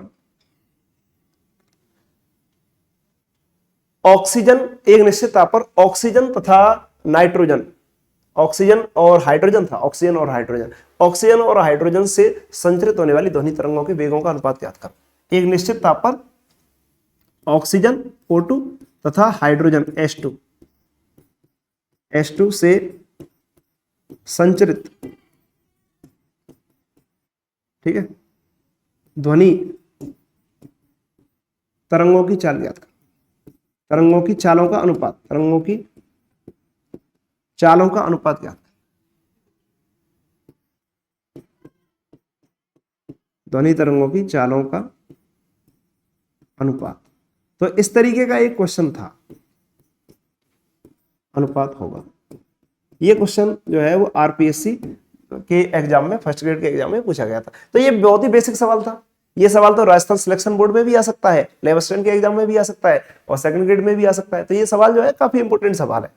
अब ये सवाल को अगर आपको सॉल्व करना है तो बेसिक सवाल है, इंपॉर्टेंट है लेकिन बेसिक है, ठीक है। बेसिक सवाल कैसे है, देखो यहां पे क्या कह रहा है, एक निश्चित ताप पर वेगों का अनुपात निकालना है। कौन से वेगों का अनुपात निकालना है, ध्वनि तरंगों के वेगों का अनुपात। तो बताइए ध्वनि तरंगों के वेगों का या चालों का अनुपात निकालना है, ध्वनि तरंगों के वेगों का या चालों का अनुपात निकालना है। तो बताइए ध्वनि तरंग की चाल किस पे डिपेंड करती है, गामा पर डिपेंड करती है, आर पे डिपेंड करती है, टी पे डिपेंड करती है, एम पे डिपेंड करती है, इस पे डिपेंड करती है, ये चीजें आती है। अब यहाँ पे देखो आर तो नियत होता है, हटा दो, अनुपात करोगे तो आर से आर कट जाएगा, ठीक है। टेम्परेचर भी फिक्स कर दिया, यहाँ पे देखो टेम्परेचर क्या है, नियत है, तो टेम्परेचर भी फिक्स हो गया। तो टेम्परेचर दोनों गैसों के लिए सेम लेना है, टेम्परेचर दोनों गैसों के लिए सेम हो गया, तो टेम्परेचर भी हट गया, आर भी हट गया। अब देखो गामा आ रहा है, गामा क्या होता है, गामा एकल परमाणु गैस के लिए अलग होता है, द्विपरमाणु गैस के लिए अलग होता है, त्रिपरमाणु गैस के लिए अलग होता है। तो आप देखो आपकी जो ऑक्सीजन है वो द्विपरमाणु गैस है और हाइड्रोजन है वो कैसी है, द्विपरमाणु गैस है, तो इसके लिए गामा भी सेम आ जाएगा। तो गामा भी हट गया, आर भी हट गया, टी भी हट गया, अब बचा क्या, मॉलिक्यूलर वेट। तो इसका मतलब जो वेलोसिटी, जो ध्वनि की जो चाल है ना, वो किस पे डिपेंड करेगी, केवल और केवल मॉलिक्यूलर वेट पे डिपेंड करेगी। अगर मॉलिक्यूलर वेट पे डिपेंड करेगी तो फिर इसका अनुपात पूछा है। तो बताइए आप क्या कर दोगे, आप ये कर दोगे भाई ध्वनि तरंग की जो चाल आ जाएगी, यहाँ पर ध्वनि तरंग की जो चाल आ जाएगी v, अब किस में निकालनी है, ऑक्सीजन और हाइड्रोजन में। तो ऑक्सीजन में कितनी आएगी, ऑक्सीजन, और अपॉन में क्या आ जाएगा, हाइड्रोजन, तो VH2। तो इसका अनुपात आपसे पूछा है, तो इसका अनुपात क्या आएगा, देखो गामा भी कट गया, गामा भी कट जाएगा, आर भी कट जाएगा, टी भी कट जाएगा। क्यों, क्योंकि टी भी फिक्स है, आर भी फिक्स होता है सबके लिए, और गामा का वैल्यू, दोनों गैस द्विपरमाणु के, द्विपरमाणु गैस है इसलिए गामा का वैल्यू क्या रहेगा, दोनों के लिए सेम आएगा। तो गामा भी हट गया, तो किस पे डिपेंड करेगा, मॉलिक्यूलर वेट पे डिपेंड करेगा। और ऊपर क्या लग रहा है, अंडर रूट लग रहा है, तो अंडर रूट आ गया। अब आप देखो यहाँ पे ऑक्सीजन का मॉलिक्यूलर, अब यहाँ पे क्या आ रहा है, ध्वनि तरंग की चाल मॉलिक्यूलर वेट के व्युत्क्रमानुपाती होता है, तो जिसका ऊपर आ रहा है उसका नीचे आएगा, ठीक है। तो यहाँ पे ऑक्सीजन का ऊपर आ रहा है, तो यहाँ पे ऑक्सीजन का मॉलिक्यूलर वेट नीचे आएगा, तो ये हो जाएगा MO2, और यहाँ पे VH2 का आएगा ऊपर आएगा, तो ये हो जाएगा MH2। ये हो गया क्लियर। अब आपको पता है कि भाई हाइड्रोजन का मॉलिक्यूलर वेट कितना होता है, हाइड्रोजन का मॉलिक्यूलर वेट अगर निकालोगे तो हाइड्रोजन दो परमाणु होते हैं, एक का 1 होता है, दो का 2 हो जाएगा, तो ये हो जाएगा 2, और बटे में ऑक्सीजन का कितना होता है, ऑक्सीजन का होता है 32, ठीक है। तो ऑक्सीजन का मॉलिक्यूलर वेट कितना होता है, 32 होता है। तो इस तरीके से हम लिख देंगे, तो ऑक्सीजन का मॉलिक्यूलर वेट 32 हो गया, तो इसको सॉल्व कर लो, सॉल्व करोगे तो इतना, इसका आंसर क्या आएगा, 1/4। तो 1/4 उसको ऑप्शन दे रखा था, तो इस तरीके से सवाल को किया जा सकता है। क्लियर है भाई। तो ऐसा कोई क्वेश्चन आता है तो आपको इस तरीके से समझना है, ठीक है। तो ये रहेगा, तो इसमें इस पे डिपेंड करेगा, ठीक है, मॉलिक्यूलर वेट पे डिपेंड करेगा, बाकी सब कैंसिल हो जाएंगे, बाकी इस फैक्टरों की कोई जरूरत नहीं है। अनुपात जब करोगे तो केवल इस पे ही डिपेंडेंसी आएगी। ओके, आगे बात करते हैं। देखो आगे ये आता है कि भाई ध्वनि तरंगों की जो चाल आ रही है, ध्वनि तरंगों की चाल क्या आ रही है, under gamma R T upon M आ रही है, या फिर under gamma P upon rho आ रही है। तो इसको प्रभावित करने वाले कारक क्या है, इसको कौन कौन से कारक है जो प्रभावित करेंगे, ठीक है। तो ध्वनि तरंगों की चाल को प्रभावित करने वाले कारकों के बारे में डिस्कस कर रहा हूं थोड़ा सा, ठीक है। इस डिस्कशन के ऊपर भी सवाल काफी पूछे गए हैं, ठीक है। तो देखो भाई, ध्वनि तरंग की चाल को प्रभावित करने वाले कारक,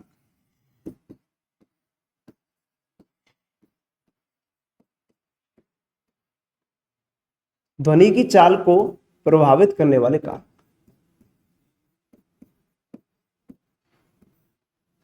प्रभावित करने वाले कारक,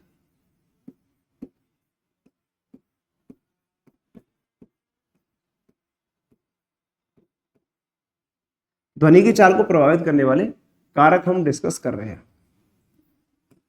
ठीक है। तो देखो भाई इसमें क्या रहेगा, ध्वनि की चाल को प्रभावित करने वाले जो कारक है, कौन कौन से कारक हैं जो ध्वनि की चाल को प्रभावित करते हैं, ऐसे कौन कौन से कारक हैं जो ध्वनि की चाल को प्रभावित करते हैं, कौन कौन से कारक जो है वो ध्वनि की चाल को प्रभावित करेंगे, अफेक्ट करेंगे। ठीक है, तो ध्वनि की चाल को अफेक्ट करने वाले जो कारक हैं, ठीक है, factors which are affecting the speed of the sound. ठीक है, ध्वनि की चाल को कौन कौन से कारक प्रभावित कर रहे हैं। तो देखो आप एक बात देखो यहाँ पे गौर से, सबसे पहली बात तो है कि ध्वनि की चाल जो है वो टेम्परेचर के पदों में लिखी जा रही है। तो अगर टेम्परेचर को चेंज करोगे ध्वनि की चाल भी बदल जाएगी। जैसे मान लो एक माध्यम में ध्वनि की चाल जो है, एक टेम्परेचर पर ध्वनि की चाल जो है वो V1 है, एक टेम्परेचर ध्वनि की चाल V1 है, दूसरे टेम्परेचर पे ध्वनि की चाल जो है वो V2 है। ठीक है, तो V1/V2 अगर आप करोगे तो ये क्या आ रहा है, फॉर्मूला क्या आता है, फॉर्मूला आता है ध्वनि की चाल का √γ/RT/m। क्या आता है, V बराबर क्या लिखा था, फॉर्मूला क्या लिखा था, √γ/RT/m। तो m क्या है, मॉलिक्यूलर वेट है, तो इसका मतलब टेम्परेचर पर डिपेंड कर रहा है। तो टेम्परेचर डिपेंड कर रहा है, तो V1 अगर लिखोगे तो V1 जो है वो टेम्परेचर T1 पर डिपेंड करेगा और V2 जो है वो टेम्परेचर T2 पर डिपेंड करेगा। बाकी सारी चीजें कांस्टेंट है, कट जाएंगी। ठीक है, तो अगर एक माध्यम है, फिक्स एक माध्यम है, तो एक माध्यम है जैसे ऑक्सीजन हो गया या नाइट्रोजन हो गया या वायु हो गया, एक फिक्स माध्यम है, तो एक फिक्स माध्यम में यदि अलग अलग टेम्परेचर पे ध्वनि तरंगों की चाल को चेक किया जाए तो अलग अलग टेम्परेचर पे डिपेंडेंट इस तरीके से आएगी, V1/V2 बराबर √T1/T2। तो एक सवाल आपका यहां से तैयार होता है कि अगर माध्यम सेम माध्यम है, एक ही माध्यम है और एक ही माध्यम में अलग अलग टेम्परेचर पर अगर ध्वनि तरंगों की चाल चेक की जाए तो एक ही माध्यम में अलग अलग टेम्परेचर पर ध्वनि तरंगों की जो चाल आएगी वो इस तरीके से लिखी जाएगी, V1/V2 बराबर √T1/T2 आएगी। क्लियर? तो इस तरीके से आप निकाल सकते हो। लेकिन ध्यान ये रखना है, ये वाला जो फॉर्मूला रहेगा इसमें टेम्परेचर केल्विन में रखना है। इसमें टेम्परेचर किस में रहेगा, टेम्परेचर केल्विन में पुट करना है, ये जरूर ध्यान रखना। यहां पे जो T है वो केल्विन में पुट करना है। ठीक है, तो एक तो ये चीज रहेगी। अगर अब देखो दूसरी बात, हम यहाँ पे एक बात और आपको समझाते हैं, एक छोटी सी बात और होती है कि जैसे मान लो अगर मान लो हमें एक ये दे रखा है कि भाई जैसे एक टेम्परेचर जो है वो 0 डिग्री सेल्सियस है। ठीक है, इस तरीके दे रखा है। जैसे मान लो एक पॉइंट यहाँ पे आता है कि भाई 0 डिग्री सेल्सियस पर ध्वनि तरंग की चाल, 0 डिग्री सेल्सियस पे ध्वनि की जो चाल है वो V0 है, ध्वनि की चाल जो है वो V0 है। ठीक है, तो T डिग्री सेल्सियस पे ध्वनि की चाल क्या, और ध्वनि की चाल क्या, मतलब टेम्परेचर को 0 से कितना कर दिया, टेम्परेचर को 0 से T कर दिया, ध्वनि की चाल ऐसे निकाल लेते हैं। चाल में परिवर्तन बता क्या है, ये आपसे सवाल पूछ लिया। ठीक है, तो एक क्वेश्चन जो है वो यहाँ पे ये इंपॉर्टेंट आता है, ये काफी इंपॉर्टेंट रिजल्ट है। ये रिजल्ट जो हम यहाँ पे निकालने जा रहे हैं ना, ये काफी इंपॉर्टेंट है, ये काफी इंपॉर्टेंट रिजल्ट है कि भाई 0 डिग्री सेल्सियस पे यदि ध्वनि की चाल V0 है तो आपसे पूछा जाएगा T डिग्री सेल्सियस यदि टेम्परेचर को बढ़ा दिया जाए, 0 से कितना कर दिया जाए, T डिग्री सेल्सियस कर दिया जाए, तो T डिग्री सेल्सियस पर ध्वनि की चाल जो हो जाएगी वो कितनी हो जाएगी, उसमें कितना परिवर्तन हो जाएगा। तो आप देखो अब हम यही मान लेते हैं, ये मान लेते हैं कि T डिग्री सेल्सियस पर ध्वनि की चाल जो है वो V है, ऐसे मान लेते हैं T डिग्री सेल्सियस पर ध्वनि की चाल जो है वो V है और 0 डिग्री सेल्सियस पे V0 है। तो आप ऐसे यहाँ पे लगा देंगे इस वाले फॉर्मूले। तो देखो इस वाले फॉर्मूले के अकॉर्डिंग अगर लगाएं तो हम क्या कह सकते हैं कि भाई हम ऐसे कह सकते हैं कि V चाल है, ठीक है, और एक V0 चाल है, V चाल है और V0 चाल है। V चाल कितने पे आ रही है, V जो चाल आ रही है वो आ रही है T डिग्री सेल्सियस पे, तो T डिग्री सेल्सियस पे ध्वनि की चाल कितनी आएगी वो ऐसे मान लेते हैं V है, तो ये हो जाएगा T प्लस ये हो जाएगा T डिग्री सेल्सियस है, तो ये हो जाएगा T डिग्री सेल्सियस और प्लस में क्या हो जाएगा 273, तो T प्लस 273 हो जाएगा। और यहाँ पर क्या हो जाएगा 0 डिग्री सेल्सियस पर ध्वनि की जो चाल है वो कितनी है, तो वो हो जाएगी 273। इस तरीके लिख सकते हो। तो अब आपको पता है कि भाई इसको अगर आप सॉल्व करोगे तो सॉल्व करने पर V बराबर क्या आ जाएगा, V बराबर आ जाएगा इस तरीके से, V बराबर क्या लिखा जाएगा, V बराबर लिखा जाएगा V0 और यहाँ पर क्या आ जाएगा, यहाँ पे आ जाएगा 273 का डिवाइड कर लो तो ये हो जाएगा 1 प्लस और ये हो जाएगा T बटे में 273, इस तरीके से आ जाएगा। और इसकी पावर क्या है, अंडर रूट है, अंडर रूट को पावर में ऐसे लिख सकते हैं, इस तरीके से लिखा जा सकता है। अब क्या है यहाँ पे 273 का जो मान है ना, यहाँ पे 273 का जो मान है वो काफी ज्यादा है T से, 273 का मान जो है वो T से काफी ज्यादा है, मतलब टेम्परेचर में जो परिवर्तन आप कर रहे हो ना, वो टेम्परेचर परिवर्तन बहुत अल्प कर रहे हो, जैसे 10 का हो गया, 20 का हो गया, 30 का, मतलब मैक्सिमम 30 तक कर सकते हो। तो फिर ऐसी वाली केस में, ऐसी वाली स्थिति में अगर आप चेक करोगे तो यहाँ पे बाइनोमियल एक्सपेंशन लग जाएगा, द्विपद प्रसार लग जाएगा, द्विपद प्रमेय के द्वारा कर सकते हैं। तो ये 1/2 है ना, आगे आ जाएगा यहाँ पर 1/2 अगर आगे आ जाएगा तो फिर आप ऐसे लिख दोगे कि भाई v बराबर क्या लिखा जाएगा। अगर 1/2 आगे आ जाएगा तो फिर आप v बराबर क्या लिख दोगे, v बराबर इस तरीके से लिख सकते हो, v बराबर ये बन जाएगा, v बराबर और यहाँ पे आ जाएगा v नॉट और प्लस में क्या हो जाएगा t और बटे में 2 गुणा में 273, 2 गुणा 273 आ गया। तो फिर आप इसको लिखोगे ना तो ये आ जाएगा v नॉट और प्लस में क्या आ जाएगा t बटे में 546, ये आ जाएगा। इसको सॉल्व करोगे तो ये हो जाएगा v बराबर v नॉट और प्लस में क्या हो जाएगा 0.61, ठीक है। तो ये हो जाएगा v नॉट और प्लस में क्या आ जाएगा 0.61 इंटू में t। तो ये इस तरीके से लिखा जाएगा 0.61 इंटू टी। अब ये जो v नॉट होता है ना, v नॉट जो होता है 0 डिग्री सेल्सियस पे ध्वनि की जो चाल होती है, नॉर्मल टेम्परेचर प्रेशर पे जो चाल होती है वो होती है 332 मीटर पर सेकेंड। ये होती है 332 मीटर पर सेकेंड। तो इसका मतलब v बराबर क्या हो जाएगा 332 मीटर पर सेकेंड प्लस में क्या हो जाएगा 0.61 टी, ठीक है। इस तरीके से रिलेशन आ जाएगा। ये रिलेशन जो है ना वो काफी इंपॉर्टेंट है, ये बहुत इंपॉर्टेंट रिलेशन है। ये रिलेशन क्या बताता है, देखो आप इसको समझो, ये वाला जो रिलेशन है, ये रिलेशन क्या बता रहा है, मतलब टेम्परेचर जो है ना वो किसको प्रभावित कर रहा है, वो ध्वनि की चाल को प्रभावित कर रहा है। मतलब टेम्परेचर में वृद्धि की, देखो पहले टेम्परेचर कितना था 0 था, 0 से कितना कर दिया T डिग्री सेल्सियस कर दिया, मतलब टेम्परेचर में वृद्धि हो गई। अब टेम्परेचर में अगर वृद्धि हो गई तो टेम्परेचर वृद्धि होने से वेग प्रभावित हुआ, और वेग प्रभावित हुआ तो वेग कितना हो गया 332 प्लस 0.61 इंटू टी हो गया। तो इसका मतलब ये हो गया कि अगर मान लो आप टेम्परेचर वृद्धि 1 डिग्री सेल्सियस की करते हो, यदि मान लो टी बराबर 1 डिग्री सेल्सियस यहाँ पे पुट कर देते हो, यदि टी बराबर कितना पुट कर दोगे 1 डिग्री सेल्सियस, यदि टी बराबर 1 डिग्री सेल्सियस पुट कर दोगे तो टी बराबर 1 डिग्री सेल्सियस जैसे पुट करोगे ना तो वेग में जो वृद्धि आएगी वो कितनी आएगी 0.61 की आएगी। तो ध्वनि की चाल में वृद्धि, यदि टी बराबर 1 डिग्री सेल्सियस वृद्धि की जाए, यदि ताप में टी बराबर 1 डिग्री सेल्सियस वृद्धि की जाए तो ध्वनि की चाल जो आ जाएगी वो कितनी आ जाएगी 332 और प्लस में आ जाएगी 0.61।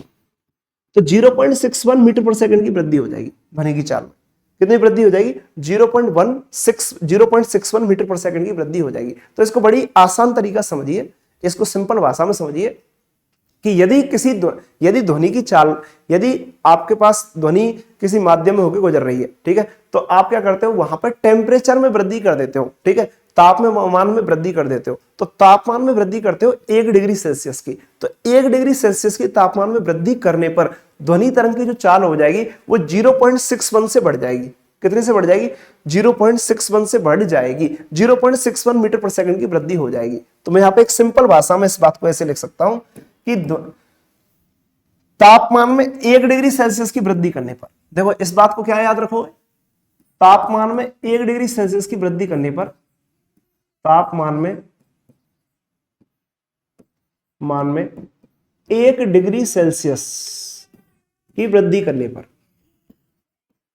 तापमान में 1 डिग्री सेल्सियस की वृद्धि करने पर, तापमान में यदि आप 1 डिग्री सेल्सियस की वृद्धि कर दोगे तो तापमान में 1 डिग्री सेल्सियस की वृद्धि करने पर ध्वनि तरंग की चाल, ध्वनि की चाल में 0.61 मीटर पर सेकंड, 0.61 मीटर पर सेकंड की वृद्धि हो जाएगी,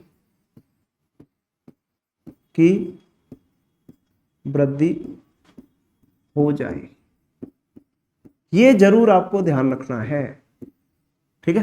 तो यदि टेम्परेचर में 1 डिग्री सेल्सियस की वृद्धि की जाए तो ध्वनि की चाल में कितने की वृद्धि हो जाएगी, कितने मीटर पर सेकंड की वृद्धि हो जाएगी, तो ये हो जाएगी 0.61 मीटर पर सेकंड की वृद्धि हो जाएगी, ठीक है। तो ये वाला जो डिस्कशन है वो यहीं से निकल के आता है कि भाई यदि 0 डिग्री सेल्सियस की 0 डिग्री सेल्सियस पर ध्वनि की चाल v नॉट है, v नॉट का मान 332 मीटर पर सेकंड है, कितना है 332 मीटर पर सेकंड है, 332 मीटर पर सेकंड है। तो यदि इसके टेम्परेचर में वृद्धि की जाए, यदि इसके टेम्परेचर में T डिग्री सेल्सियस की वृद्धि की जाए, तो T डिग्री सेल्सियस पे इसकी टेम्परेचर में वृद्धि की जाए तो ध्वनि की चाल में क्या परिवर्तन आएगा, तो ध्वनि की चाल में इस तरीके परिवर्तन आएगा, v बराबर 332 प्लस में 0.61 इंटू टी, ये समीकरण आ जाता है ऐसे करके, ठीक है। तो इस समीकरण से फिर हम कहेंगे कि भाई t बराबर अगर 1 कर दोगे तो 332 प्लस 0.61 आ रहा है, t बराबर 1 करने पर 332 प्लस 0.61 आ रहा है, इसका मतलब 332 में 0.61 की वृद्धि हो गई है, 332 में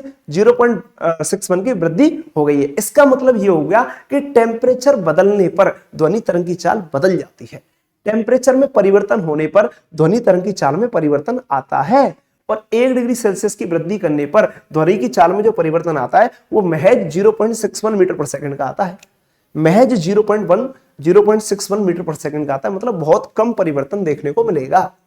क्लियर है? ठीक है, तो ये वाली बात आप जरूर याद रखोगे। तो ध्वनि की चाल को प्रभावित करने वाले कारक क्या है? तो ध्वनि की चाल को प्रभावित करने वाले कारक एक तो टेम्परेचर हो गया, पहला कारक क्या हो गया? पहला कारक हो गया टेम्परेचर, ताप। तो पहला कारक जो है वो टेम्परेचर हो गया, कि ध्वनि की चाल को प्रभावित करने वाला जो कारक है पहला वो तो टेम्परेचर हो गया। तो टेम्परेचर से हमारी ये बात क्लियर आ गई कि भैया टेम्परेचर में अगर हम वृद्धि कर दे, टेम्परेचर में अगर हम वृद्धि कर दे 1 डिग्री सेल्सियस की, तो ध्वनि की चाल में परिवर्तन आता है, और ध्वनि की चाल में परिवर्तन कितना आता है? 0.61 मीटर पर सेकंड का आता है। सही है, लेकिन एक बात जरूर ध्यान रखना, ये जो डेरिवेशन हमने किया है, ये जो चीज हमने निकाल के यहां पे दी है, वो टेम्परेचर का यहां पे देखना पड़ेगा कि टेम्परेचर का जो मान है ना वो बहुत कम है, 273 का मान बहुत ज्यादा है। तो ये वाला जो रिजल्ट आता है, ये रिजल्ट केवल और केवल 0 डिग्री सेल्सियस से 30 डिग्री सेल्सियस की वृद्धि के दौरान ही लगाया जा सकता है। अगर 30 डिग्री सेल्सियस से ज्यादा की वृद्धि हो रही है तो फिर आप इस रिजल्ट को नहीं लगा सकते, 0.61 वाले को नहीं लगा सकते, फिर आपको इस पे ही जाना पड़ेगा, v1/v2 बराबर t1/t2 से जाना पड़ेगा। क्लियर है? ओके, आगे बात करते हैं। देखिए, तो ताप में वृद्धि करने के लिए ये वाला रिजल्ट आप याद रखोगे, ये रिजल्ट काफी ही इंपॉर्टेंट है, ये रिजल्ट जो है वो काफी इंपॉर्टेंट है अपने आप, ये अपने आप में काफी इंपॉर्टेंट है, ये अपने आप में एक क्वेश्चन है, ये अपने आप में एक क्वेश्चन है, ये अपने आप में एक फैक्ट है। ठीक है, तो टेम्परेचर का ये फर्क पड़ेगा। अगली बात करते हैं, देखो अगला बात करते हैं दाब के बारे में। ठीक है, दाब के बारे में बात करते हैं, दाब का क्या प्रभाव रहेगा? ध्वनि तरंग की चाल पर दाब का प्रभाव, ध्वनि तरंग की चाल पर दाब का प्रभाव, देखो ध्वनि तरंग की चाल पर दाब का प्रभाव देखते हैं, ध्वनि तरंग की चाल पर किसका प्रभाव देखेंगे? दाब का। तो देखो भाई, ध्वनि तरंग की चाल पर अगर हम दाब का प्रभाव देखते हैं, ध्वनि तरंग की चाल पर दाब का प्रभाव, दाब का क्या प्रभाव पड़ेगा? तो देखो दाब का प्रभाव अगर हमें चेक करना है तो एक बात बताओ आप हमें, हम आपसे ये कहते हैं कि भाई v बराबर क्या लिखा है आपने? v बराबर लिखा है under root gamma P upon rho. तो under root gamma P upon rho जो है ना, under root gamma P upon rho, इस under root gamma P upon rho को देख करके कोई भी विद्यार्थी यूं कह देगा कि साहब ध्वनि तरंग की जो ध्वनि, इसको देख करके कोई भी विद्यार्थी क्या कह देगा? इसको देख करके कोई भी विद्यार्थी यूं कह देगा कि साहब ध्वनि तरंग की जो चाल है, ध्वनि तरंग की जो चाल है वो तो प्रेशर पर डिपेंड कर रही है, वो तो प्रेशर पर डिपेंड कर रही है। ध्वनि तरंग की जो चाल है उसमें समीकरण में प्रेशर आ रहा है, अगर समीकरण के अंदर ही प्रेशर आ रहा है तो आप क्या कहोगे? ध्वनि तरंग की चाल प्रेशर पर डिपेंड कर रही है। तो प्रेशर पे डिपेंड कर रही है, पी पे डिपेंड कर रही है। ठीक है, लेकिन रियलिटी में पता है क्या होता है? रियलिटी में ध्वनि तरंग की चाल जो होती है वो प्रेशर पे डिपेंड नहीं करती है, ध्वनि तरंग की चाल प्रेशर पे डिपेंड नहीं करती है, एक निश्चित तापमान पर, एक निश्चित तापमान पर, ध्यान रखना है, एक नियत तापमान पर। ठीक है, तो एक नियत तापमान पर ध्वनि तरंग की चाल जो होती है वो प्रेशर पर डिपेंड नहीं करती है। तो मैं यहां पे लिख देता हूं रिजल्ट, एक निश्चित तापमान, एक निश्चित तापमान, एक निश्चित ताप पर ध्वनि तरंग की चाल, ध्वनि तरंग की चाल दाब पर निर्भर नहीं करती, दाब पर निर्भर नहीं करती, प्रेशर पर निर्भर नहीं करती,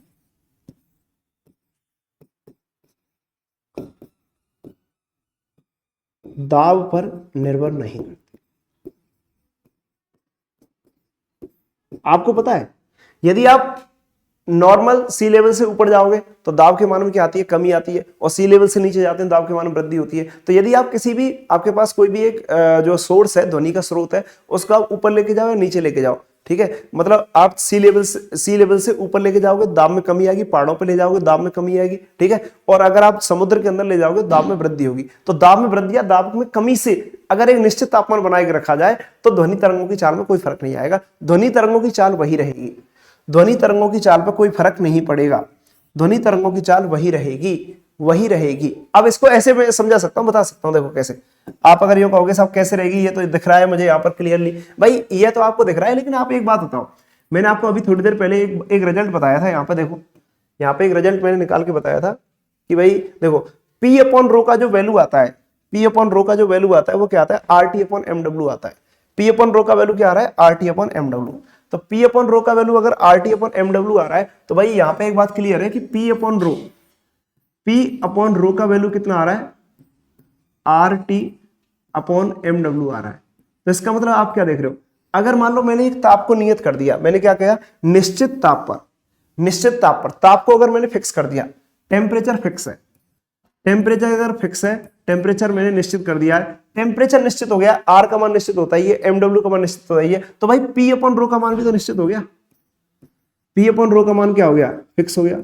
अब P अपॉन रो का मान फिक्स हो गया, इसका मतलब क्या है, इसका मतलब यह है कि अगर आप कहीं भी प्रेशर को बदलोगे तो रो भी बदलेगा, ठीक है, प्रेशर को बदलोगे तो रो भी बदलेगा। तो अगर आप प्रेशर को बढ़ाओगे तो रो का मान भी बढ़ेगा, प्रेशर को कम करोगे तो रो का मान भी कम होगा। तो आप ये कह सकते हो कि प्रेशर अपॉन रो, दाब बटे में घनत्व, दाब बटे घनत्व जो रहेगा वो फिक्स रहेगा, दाब बटे घनत्व नहीं बदलेगा। अगर प्रेशर को बढ़ाओगे तो उसी अनुपात में रो भी बढ़ जाएगा, प्रेशर को डबल करोगे तो रो भी डबल हो जाएगा, प्रेशर को ट्रिपल करोगे तो रो भी ट्रिपल हो जाएगा।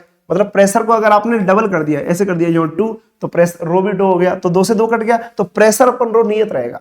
अगर आप कहोगे हम तो साहब इसको 3 करेंगे, तो भैया ये भी 3 हो जाएगा, तो 3 से 3 कट गया, तो फिर P अपन रो नियत रहेगा। तो प्रेशर अपन रो का जो वैल्यू है वो फिक्स रहेगा, प्रेशर अपन रो का वैल्यू फिक्स रहेगा। अब प्रेशर अपन रो का वैल्यू फिक्स रहेगा तो प्रेशर बदलने पर रो भी बदलेगा, और प्रेशर बढ़ाने पर रो भी बढ़ेगा, और प्रेशर घटाने पर रो भी घटेगा, ठीक है। तो इसका मतलब क्या हुआ, इसका मतलब हुआ कि प्रेशर में अगर कोई परिवर्तन करोगे तो रो में परिवर्तन होएगा, तो इसका मतलब प्रेशर बढ़ेगा तो रो भी बढ़ेगा, तो ये मान नियत रहेगा। अब ये मान अगर नियत रहेगा, प्रेशर अपन रो का मान नियत रहेगा, तो प्रेशर रो का मान नियत रहेगा, तो V का मान भी नियत रहेगा, V का मान भी नियत रहेगा। प्रेशर अपन रो का मान अगर नियत है, इसका मान अगर फिक्स है, तो आप कह दोगे ध्वनि की चाल भी फिक्स है, ध्वनि की चाल भी फिक्स है, ध्वनि की चाल भी अपरिवर्तित रहेगी, अपरिवर्तित रहेगी। तो ध्वनि की चाल अपरिवर्तित कब रहेगी, जब प्रेशर को बदला जाए, जब दाब को बढ़ाया जाए या दाब को घटाया जाए। तो दाब को बढ़ाने या दाब को घटाने पर ध्वनि की चाल जो रहेगी वो नियत रहेगी। इसका मतलब ये हो गया कि ध्वनि की चाल जो होती है वो दाब पर निर्भर नहीं करती है, दाब पर निर्भर नहीं करती है। तो सूत्र में दाब दिख रहा है लेकिन ये दाब पर निर्भर नहीं करेगी, ये वाली बात आपको क्लियर होनी चाहिए। ओके, चलिए आगे बात करते हैं। देखो इसमें एक ये आता है कि आर्द्रता का क्या प्रभाव पड़ता है, ह्यूमिडिटी, ठीक है, effect of relative humidity, effect of relative humidity, ठीक है। ह्यूमिडिटी को हम आर्द्रता भी बोलते हैं, आर्द्रता। कहीं पर ह्यूमिडिटी का मान ज्यादा हो जाता है, कहीं पर ह्यूमिडिटी का मान कम हो जाता है। जैसे आप देखो बरसात के दिनों में, बरसात के दिनों में क्या होता है कि जो वातावरण होता है, वातावरण में नमी होती है। बरसात के दिनों में जब बरसात हो जाती है तो बरसात होने के बाद में क्या होता है, वातावरण में नमी होती है, ठीक है, आर्द्रता होती है, और उस आर्द्रता की वजह से ध्वनि तरंग की जो चाल होती है वो ज्यादा हो जाती है। आर्द्रता की वजह से ध्वनि तरंग की चाल क्या हो जाती है, ज्यादा हो जाती है। तो इसमें आपको ध्यान रखना है कि जहां पर ज्यादा आर्द्रता होगी वहां पर ध्वनि तरंग की चाल ज्यादा हो जाएगी। तो आप ऐसे कह सकते हो, क्योंकि ऐसा इसलिए होता है, पता है ऐसा क्यों होता है, क्योंकि देखो ध्वनि तरंग की चाल का फॉर्मूला क्या है, V बराबर क्या होता है, under gamma P upon rho, under gamma P upon rho. अब वातावरण प्रेशर तो फिक्स रहेगा, गामा फिक्स रहेगा, और रो पे डिपेंड करेगा, रो पे डिपेंड करेगा। तो पता है आपको रो जो होती है ना, रो वो ह्यूमिड एयर की, ठीक है, ह्यूमिड एयर की मतलब आर्द्र वायु, आर्द्र वायु। तो आर्द्र वायु की जो आर्द्र वायु की जो आर्द्र वायु की जो रो होती है, डेंसिटी होती है, उसका जो मान होता है वो ड्राई एयर की, शुष्क वायु की तुलना में कम होता है। ड्राई एयर की या शुष्क वायु की तुलना में कम होता है, शुष्क वायु की तुलना में कम होता है। अब बताइए शुष्क वायु की तुलना में कम है तो जिसका रो कम होगा, जिसका रो कम होगा उसमें स्पीड क्या हो जाएगी, ज्यादा हो जाएगी। तो जिसका रो घटेगा, जिसका रो कम होगा उसकी स्पीड क्या होगी, ज्यादा होगी। इसलिए आर्द्र वायु में, ठीक है, आर्द्र वायु में जो स्पीड होती है वो ज्यादा होती है। इसलिए ह्यूमिड वायु में जो ध्वनि की चाल होती है, ध्वनि की जो चाल होती है किसमें, ह्यूमिड एयर में, आर्द्र वायु में। तो आर्द्र वायु में अगर इसकी जो चाल होगी वो ज्यादा होती है बजाय शुष्क एयर के। ध्वनि की जो चाल होती है वो किसमें कम, बजाय ड्राई एयर के, शुष्क एयर के। तो शुष्क एयर की तुलना में आर्द्र वायु में ध्वनि की चाल जो होती है वो ज्यादा होती है, आपको ज्यादा सुनाई देगा। तो इसलिए आप ध्यान रखना कि जब भी बारिश हो जाती है तो बारिश के बाद में दूर दूर तक, गांवों तक रेल की सायरन की आवाज सुनाई देती है। तो रेल के सायरन की आवाज दूर दूर तक, गांवों तक, जो पहले नहीं सुनाई देती थी, शुष्क वायु में नहीं सुनाई देती थी, जब बरसात हो जाती है उसके बाद के समय में ज्यादा सुनाई देगी। तो उसका कारण क्या है, आर्द्रता, ठीक है, उसका कारण क्या है, आर्द्रता। तो आर्द्रता, इसको आर्द्रता बोलते हैं, आर्द्रता बोलते हैं, जो भी है। तो इसको ह्यूमिडिटी कहा जाता है, और ह्यूमिडिटी की वजह से क्या होता है कि आप कह दो चाल का मान, ध्वनि की चाल का मान बढ़ जाएगा, ध्वनि की चाल फास्ट हो जाएगी, ध्वनि की चाल ज्यादा हो जाएगी। क्लियर है? तो ऐसा होता है। तो ये किसकी वजह से होता है, रिलेटिव ह्यूमिडिटी की वजह से होता है, आपेक्षिक आर्द्रता की वजह से होता है, आपेक्षिक आर्द्रता की वजह से होता है। क्लियर है? तो ये वाली बात क्लियर है। तो टेम्परेचर का डिस्कशन हमारा हो गया, दाब का डिस्कशन हमारा हो गया कि टेम्परेचर पर किस तरीके डिपेंड करती है, दाब पर किस तरीके से डिपेंड करती है, और ताप पर आपका ह्यूमिडिटी पे किस तरीके से डिपेंड करती है। तो इस तरीके से आप बता सकते हो। एक बात और बता देते, आवृत्ति का कोई फर्क नहीं पड़ता है ध्वनि की चाल, आवृत्ति का कोई फर्क नहीं पड़ता है, अलग अलग आवृत्तियों की ध्वनि की चाल समान रहती है। ठीक है? तो एक पॉइंट और याद रख लेना, आवृत्ति का प्रभाव, ध्वनि की चाल पर आवृत्ति का क्या प्रभाव पड़ता है, ध्वनि की चाल पर आवृत्ति का प्रभाव। तो ध्वनि की चाल पर आवृत्ति का प्रभाव, तो आवृत्ति का कोई प्रभाव नहीं पड़ता है, आवृत्ति का प्रभाव, इफेक्ट ऑफ फ्रीक्वेंसी, आवृत्ति का प्रभाव, इफेक्ट ऑफ फ्रीक्वेंसी। तो ध्वनि की चाल पर आवृत्ति का कोई प्रभाव नहीं पड़ता है। क्यों? क्योंकि अलग अलग आवृत्ति की ध्वनियों की चाल समान रहती है। ठीक है, ध्यान रखना, अलग अलग आवृत्तियों की ध्वनि की चाल जो रहती है वो समान रहती है। अलग अलग आवृत्ति वाली ध्वनियों की चाल समान रहती है।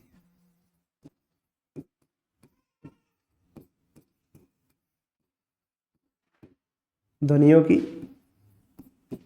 चाल समान रहती है। तो अलग अलग आवृत्ति की ध्वनि की चाल जो रहेगी वो समान रहेगी, मतलब चाल, आवृत्ति का चाल पर कोई फर्क नहीं पड़ेगा। ठीक है, तो अलग अलग आवृत्ति वाली ध्वनियों की चाल जो रहती है वो समान रहती है। ठीक है, तो डिफरेंट फ्रीक्वेंसीज वाली जो साउंड होती हैं उन सब की स्पीड जो होती है वो सेम होती है, स्पीड जो होती है वो सेम होती है। मतलब स्पीड, ध्वनि की चाल जो होती है आवृत्तियों से अप्रभावित रहती है, आवृत्ति से अप्रभावित रहती है। ध्वनि की जो चाल होती है वो आवृत्ति से अप्रभावित रहती है। आवृत्ति का कोई फर्क नहीं पड़ता है, आवृत्ति का कोई फर्क नहीं पड़ता है। आवृत्ति का मान ज्यादा हो जाए या आवृत्ति का मान कम हो जाए, ध्वनि की चाल जो रहेगी वैसी की वैसी ही रहेगी। क्लियर है? उस पर आवृत्ति का कोई प्रभाव नहीं पड़ेगा। ये वाली बात आपकी क्लियर होनी चाहिए। ओके भाई, इससे क्या फायदा होता है? इससे ये होता है कि जैसे आप कहीं भी बैंड बाजा सुन रहे हो, बैंड बाजे की ध्वनियां निकल रही है, तो वहां पे क्या होते हैं, अलग अलग प्रकार की ध्वनियां आती हैं। तो अलग अलग आवृत्ति की ध्वनि आती है, तो अलग अलग आवृत्ति की जो ध्वनियां आती है लेकिन वो समान चाल से आती है, समान चाल से आती है, इसलिए हमें क्या है, अलग अलग आवृत्तियों की ध्वनि को सुन करके एक अलग सा आनंद फील होता है। तो वो किस वजह से होता है, क्योंकि समान चाल से आएंगे। अगर मान लो अगर अलग अलग आवृत्ति की चाल अलग अलग हो गई तो फिर वो कुछ देर के बाद हम तक पहुंचेंगी, तो फिर हमें उस म्यूजिक का आनंद ही नहीं आएगा। समझ रहे हो? तो कहीं पर भी अगर हमें म्यूजिक का आनंद लेते हैं हम लोग, तो उसका कारण भी यही है कि आवृत्ति ध्वनि की जो चाल होती है वो आवृत्ति पर निर्भर ही नहीं करती है। ठीक है, अलग अलग आवृत्तियां समान चाल से आती हैं हमारे कानों तक। क्लियर है भाई? तो ये वाला डिस्कशन अपना जो है वो कंप्लीट हो गया है। अब इससे आगे एक बात और करते हैं कि अनुप्रस्थ यांत्रिक तरंगों की चाल क्या होती है। अभी तक हमने क्या बताया है, अनुदैर्ध्य यांत्रिक तरंगों की जो चाल होती है वो क्या होती है। अब बात करेंगे अनुप्रस्थ यांत्रिक तरंगों की चाल क्या होती है। तो देखिए, अनुप्रस्थ यांत्रिक तरंगों की चाल,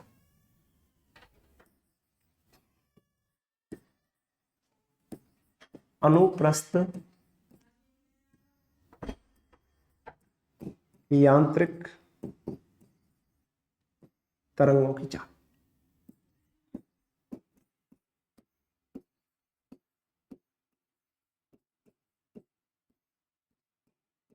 speed of mechanical transverse wave, ठीक है, स्पीड ऑफ मैकेनिकल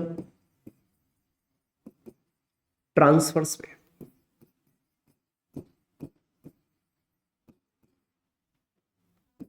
तो मैकेनिकल ट्रांसवर्स वेव की जो चाल आती है, ठीक है, मैकेनिकल ट्रांसवर्स वेव की जो चाल आएगी, ठीक है, मैकेनिकल ट्रांसवर्स वेव की चाल क्या आएगी, तो ये अनुप्रस्थ यांत्रिक तरंग की चाल है। अच्छा, इसमें मैंने लिखा है अनुप्रस्थ यांत्रिक तरंग की चाल।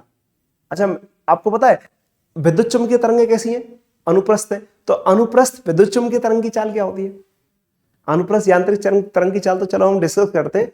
तो अनुप्रस्थ विद्युत चुम्बकीय तरंग की चाल क्या होती है, अनुप्रस्थ विद्युत चुम्बकीय तरंग की चाल, वो तो आपको पता ही है, अनुप्रस्थ विद्युत चुम्बकीय तरंग की चाल, क्योंकि विद्युत चुम्बकीय तरंग की चाल, विद्युत चुम्बकीय तरंग कैसी होती है, अनुप्रस्थ होती है, तो अनुप्रस्थ इलेक्ट्रोमैग्नेटिक वेव की चाल। ठीक है, तो यहां पे ये जो शब्द है ना, इलेक्ट्रोमैग्नेटिक वेव की चाल, अनुप्रस्थ इलेक्ट्रोमैग्नेटिक वेव, EMW, अनुप्रस्थ इलेक्ट्रोमैग्नेटिक वेव, इसकी जो चाल होगी वो कितनी होगी। तो अनुप्रस्थ इलेक्ट्रोमैग्नेटिक वेव की चाल क्या होती है, तो कल बता दिया था, प्रकाश की चाल के बराबर होती है निर्वात में। और इसको ऐसे भी लिखा जा सकता है 1/√μ0 ε0। तो ये μ0 ε0 के पदों में भी लिखी जा सकती है, इस तरीके लिख सकते हैं। और इसका जो वैल्यू आता है ना, वो आता है 3 × 10⁸ मीटर पर सेकेंड, 3 × 10⁸ मीटर पर सेकेंड। तो अनुप्रस्थ विद्युत चुम्बकीय तरंग की जो चाल होती है, अनुप्रस्थ विद्युत चुम्बकीय तरंग की जो चाल होती है, विद्युत चुम्बकीय तरंग जो होती है वो अनुप्रस्थ प्रकृति की होती है। तो अनुप्रस्थ विद्युत चुम्बकीय तरंग की जो चाल होती है वो प्रकाश की चाल के बराबर होती है। ये डिस्कशन मैं कर चुका हूं, ठीक है। अभी मैं जो डिस्कस कर रहा हूं वो कर रहा हूं अनुप्रस्थ यांत्रिक तरंगों की चाल। ऐसी तरंगें जो अनुप्रस्थ होंगी, और यांत्रिक होंगी, मतलब जिनके लिए माध्यम की जरूरत पड़ती है, ऐसी तरंगें जिनके लिए माध्यम की जरूरत पड़ती है, तो अनुप्रस्थ यांत्रिक तरंगों की चाल, ठीक है। तो वो बात करते हैं। इसका एग्जाम्पल है डोरी में उत्पन्न तरंग की चाल। इसका जो एग्जाम्पल है वो क्या है, डोरी में उत्पन्न तरंग की चाल। तो आपके पास कोई भी एक वायर है, कोई डोरी है, और उस डोरी में उत्पन्न तरंग की जो चाल होती है वही अनुप्रस्थ यांत्रिक तरंग की चाल होगी, क्योंकि डोरी में उत्पन्न जो तरंगें होती है ना वो अनुप्रस्थ तरंगें हैं। कैसी है, अनुप्रस्थ तरंगें। तो इसकी जो चाल होगी वो इस तरीके से लिखी जाती है, V बराबर, इसमें अनुप्रस्थ तरंग की चाल लिख रहे हैं, ध्वनि की चाल नहीं है, अनुप्रस्थ तरंग की चाल है। और अनुप्रस्थ तरंग जो होती है वो ध्वनि नहीं होती है। तो इसका जो फॉर्मूला होता है वो होता है √T/μ, √T/μ। अब यहां पर जो T है वो टेम्परेचर नहीं है, ध्यान रखिएगा। ध्वनि वाले में T क्या आ रहा था, टेम्परेचर आ रहा था। यहां पर T टेम्परेचर नहीं है, यहां T का मतलब है तनाव बल। यहां T का मतलब क्या है, डोरी में तनाव बल। तो ये T है, यह है डोरी में तनाव बल, ये डोरी में तनाव है, ये क्या है, डोरी में तनाव बल। और यहां पर ये जो म्यू है, ये म्यू है इकाई लंबाई का द्रव्यमान, या इसको कहते हैं रेखीय द्रव्यमान घनत्व। इसको बोला जाता है रेखीय द्रव्यमान घनत्व या इकाई लंबाई का द्रव्यमान। इसको क्या बोलते हैं, रेखीय द्रव्यमान घनत्व, linear mass density, linear mass density, रेखीय द्रव्यमान घनत्व, या सिंपल भाषा में कहें तो इकाई लंबाई का द्रव्यमान, डोरी की इकाई लंबाई का द्रव्यमान। तो इसको इकाई लंबाई का द्रव्यमान कहते हैं, इकाई लंबाई का द्रव्यमान। तो इकाई लंबाई का जो द्रव्यमान आता है उसको लिखा जाता है म्यू, और म्यू बराबर क्या होता है, रेखीय द्रव्यमान घनत्व या इकाई लंबाई का द्रव्यमान, लीनियर मास डेंसिटी या mass of unit length, mass of unit length. और ये टी क्या होता है, डोरी में तनाव होता है या टेंशन फोर्स होता है, क्या होता है, टेंशन फोर्स। इस तरीके से लिखा जाता है। तो ये जो फॉर्मूला आता है, इस फॉर्मूले को बोलते हैं अपन अनुप्रस्थ तरंग की चाल। ये फॉर्मूला आता है अनुप्रस्थ तरंग की चाल का फॉर्मूला। तो अनुप्रस्थ तरंग की चाल, तो अनुप्रस्थ यांत्रिक तरंग की चाल है ये, अनुप्रस्थ इलेक्ट्रोमैग्नेटिक वेव की चाल नहीं है। इलेक्ट्रोमैग्नेटिक वेव की चाल जो होती है वो होती है c के बराबर 3 × 10⁸ मीटर पर सेकेंड, ठीक है, वो अलग है। तो ये हमने यहाँ पे लिख दिया। अब यहाँ पे एक बात देखो, समझो कि यहाँ पर क्या होता है कि जैसे ये इस तरीके से लिखा जाता है, यहाँ पे जो म्यू है ना, म्यू को क्या लिखा जाएगा, इकाई लंबाई का द्रव्यमान। इकाई लंबाई का द्रव्यमान क्या हो गया, तो म्यू बराबर क्या आता है पता है, म्यू बराबर आता है m/l, m/l। m क्या होगा, m यहाँ पर होगा डोरी की पूरा द्रव्यमान, पूरी डोरी का द्रव्यमान। तो डोरी का संपूर्ण द्रव्यमान, डोरी का संपूर्ण द्रव्यमान, तो डोरी का जो संपूर्ण द्रव्यमान होगा उसको लिखा जाएगा, डोरी का संपूर्ण द्रव्यमान जो होगा उसको लिखा जाएगा m, और l क्या होगी, डोरी की लंबाई होगी। l क्या है यहां पर, डोरी की लंबाई, तो डोरी की लंबाई l है। तो इसलिए इस फॉर्मूले को इस तरीके से बनाया गया है कि म्यू बराबर m/l, तो म्यू की जगह m/l आ जाएगा। तो यदि आपको m दे रखा है, l दे रखा है, तो आप म्यू निकाल सकते हो, ठीक है। तो म्यू इस तरीके से आ जाएगा, म्यू इसमें आप रख दोगे तो आपका आंसर बी का मान आ जाएगा, ठीक है। अब एक बात जरूर ध्यान रखना कि ये जो m है, ये जो m है यहां पर, इस m को कैसे लिखा जा सकता है, m बराबर क्या होता है, द्रव्यमान, और द्रव्यमान बराबर होता है घनत्व गुणा में आयतन। तो देखो आपका जो म्यू है ना, म्यू को ऐसे भी लिखा जा सकता है, म्यू बराबर क्या हो जाएगा, m की जगह पे क्या लिखोगे, घनत्व, और गुणा में क्या लिखोगे, आयतन। तो ये हो जाएगा घनत्व गुणा में आयतन, वॉल्यूम अपॉन में क्या हो जाएगा, l आ जाएगा। तो इसको ऐसे भी लिख सकते हैं, घनत्व गुणा में आयतन, ये आपका वॉल्यूम हो गया। अब आप इसको ऐसे लिख सकते हैं, रो इंटू वॉल्यूम बराबर क्या होता है, वॉल्यूम बराबर होता है एरिया इंटू में लंबाई, एरिया इंटू लंबाई अपॉन में क्या आ जाएगा, एल आ जाएगा, ठीक है। तो एरिया इंटू लंबाई अपॉन एल, तो एल से एल कट जाएगा, तो म्यू बराबर रो इंटू ए भी लिखा जा सकता है। म्यू बराबर क्या लिखा जा सकता है, रो इंटू ए भी लिखा जा सकता है। क्लियर है। तो म्यू बराबर क्या हो जाएगा, रो इंटू एम बराबर क्या होगा, रो इंटू वॉल्यूम, वॉल्यूम क्या है, आयतन है, और आयतन को क्या लिखा जाएगा, आयतन लिखा जाएगा आधार का क्षेत्रफल गुणा लंबाई। और आधार का क्षेत्रफल क्या होता है, ए होता है। अगर किसी बेलन का आधार देखें तो बेलन का आधार ए होता है, बेलन की लंबाई एल है, क्योंकि तार जो होते हैं ना, जितने भी तार होते हैं हमारे, वो सबके सब तार बेलनाकार होते हैं। कैसे होते हैं, बेलनाकार। तो बेलनाकार तार की जो लंबाई होगी वो एल लिखी जाएगी, और उसका अनुप्रस्थ काट क्षेत्रफल है वो ए लिखा जाएगा। तो वॉल्यूम बराबर ए इंटू एल, तो एल से एल कट जाएगा, तो रो इंटू ए आ जाएगा। तो म्यू बराबर रो इंटू ए भी लिख सकते हैं। तो फिर हमारा जो फॉर्मूला है ना, वो इस तरीके से भी आ जाएगा। हमारा ये जो फॉर्मूला है, ये फॉर्मूला इस तरीके से मॉडिफाइड हो जाएगा, और मॉडिफाइड होकर क्या लिखा जाएगा, v बराबर में अंडर रूट का t अपॉन में म्यू, और म्यू बराबर क्या हो जाएगा, म्यू बराबर हो जाएगा रो इंटू ए, रो इंटू ए भी लिखा जा सकता है, रो इंटू ए लिखा जाएगा। अब ए क्या होगा, यहाँ पर ए अनुप्रस्थ काट क्षेत्रफल होएगा। ए क्या आएगा, अनुप्रस्थ काट क्षेत्रफल। तो फिर ए की जगह पे क्या आ सकता है, ए की जगह पाई आर स्क्वायर भी लिखा जा सकता है। तो ये फॉर्मूला ऐसे भी बन जाएगा, v बराबर में अंडर रूट का t अपॉन में rho into pi r square, ठीक है, रो इंटू में पाई आर स्क्वायर, या इसको पाई आर स्क्वायर रो भी लिख सकते हैं। t अपॉन में ये क्या हो जाएगा, पाई आर स्क्वायर इंटू में रो लिखा जाएगा। और रो क्या है, यहाँ पे घनत्व है, रो क्या है, घनत्व। ये जरूर ध्यान रखना है, रो क्या है, यहाँ पर घनत्व है। ये जो रो है ये घनत्व है, ठीक है, रो क्या है, यहाँ पर घनत्व है, ये जरूर ध्यान रखना है। रो जो है वो घनत्व है, रो पदार्थ का घनत्व है, जिस पदार्थ की ये डोरी बनी हुई है उसका घनत्व है, ठीक है। तो इस तरीके से बन जाएगा। तो ये फॉर्मूला इस तरीके लिखा जाता है। तो ये फॉर्मूले के कई वर्जन है, कई तरीके हैं इसको लिखने के, रिप्रेजेंट करने के। तो ये इस तरीके लिखा जाता है। तो अनुप्रस्थ यांत्रिक तरंगों का जो वेग आता है वो आता है v बराबर under root T upon mu. Under root T upon rho into A under root T upon pi r square. इस तरीके से इसको लिखा जा सकता है। क्लियर है मेरे भाई? तो इसके ऊपर डायरेक्ट सवाल आता है, इसमें ये कहेगा कि डोरी में तनाव का मान इतना है, डोरी में म्यू का मान इतना है, तो वी का मान निकालो। तो आरपीएससी सेकंड ग्रेड में इसके ऊपर काफी सवाल भी पूछे गए हैं, ठीक है। उसमें क्वेश्चन में सीधा सीधा दे के रखा है कि भाई टी का मान इतना है और लंबाई इतनी है, द्रव्यमान इतना है, तो आप वी का मान निकालो, अनुप्रस्थ तरंग की चाल निकालो। तो अनुप्रस्थ तरंग की चाल निकालने के लिए इसका यूज कर सकते हैं, वी बराबर under root T upon mu का डायरेक्ट। ऑलराइट, इस तरीके से इसको लिख सकते हैं। Okay, thank you very much. तो आज की क्लास को हम यहीं पे स्टॉप करते हैं। आगे वाली क्लास में अपन जो है वो तरंगों का अध्यारोपण और डॉपलर इफेक्ट जो है डिस्कस करेंगे, और जो आने वाला जो टॉपिक है वो अपना ग्रेजुएशन से रिलेटेड होगा, ठीक है।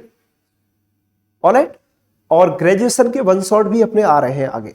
तो ग्रेजुएशन के वन शॉट जो है वो डिस्कस किए जाएंगे, जिसमें आरपीएससी सेकंड ग्रेड वाले विद्यार्थी जो है उनके लिए ग्रेजुएशन वाला पोर्शन जो है, RPSC first grade second grade वाले जितने विद्यार्थी हैं सबके लिए वो ग्रेजुएशन का पोर्शन लाया जाएगा, और बहुत ही अच्छे से ग्रेजुएशन वाले पार्ट को पूरा यूट्यूब पर मैं कराऊंगा, बिल्कुल पूरा यूट्यूब पर, ठीक है। फुली यूट्यूब पर जितनी भी यूनिट है, सेकंड ग्रेड में 6 यूनिट है, ठीक है। तो वो पूरी यूनिट जो है वो पूरे सवाल वहीं से वन शॉट से आपके क्लियर हो जाएंगे। ओके, थैंक यू, नमस्कार।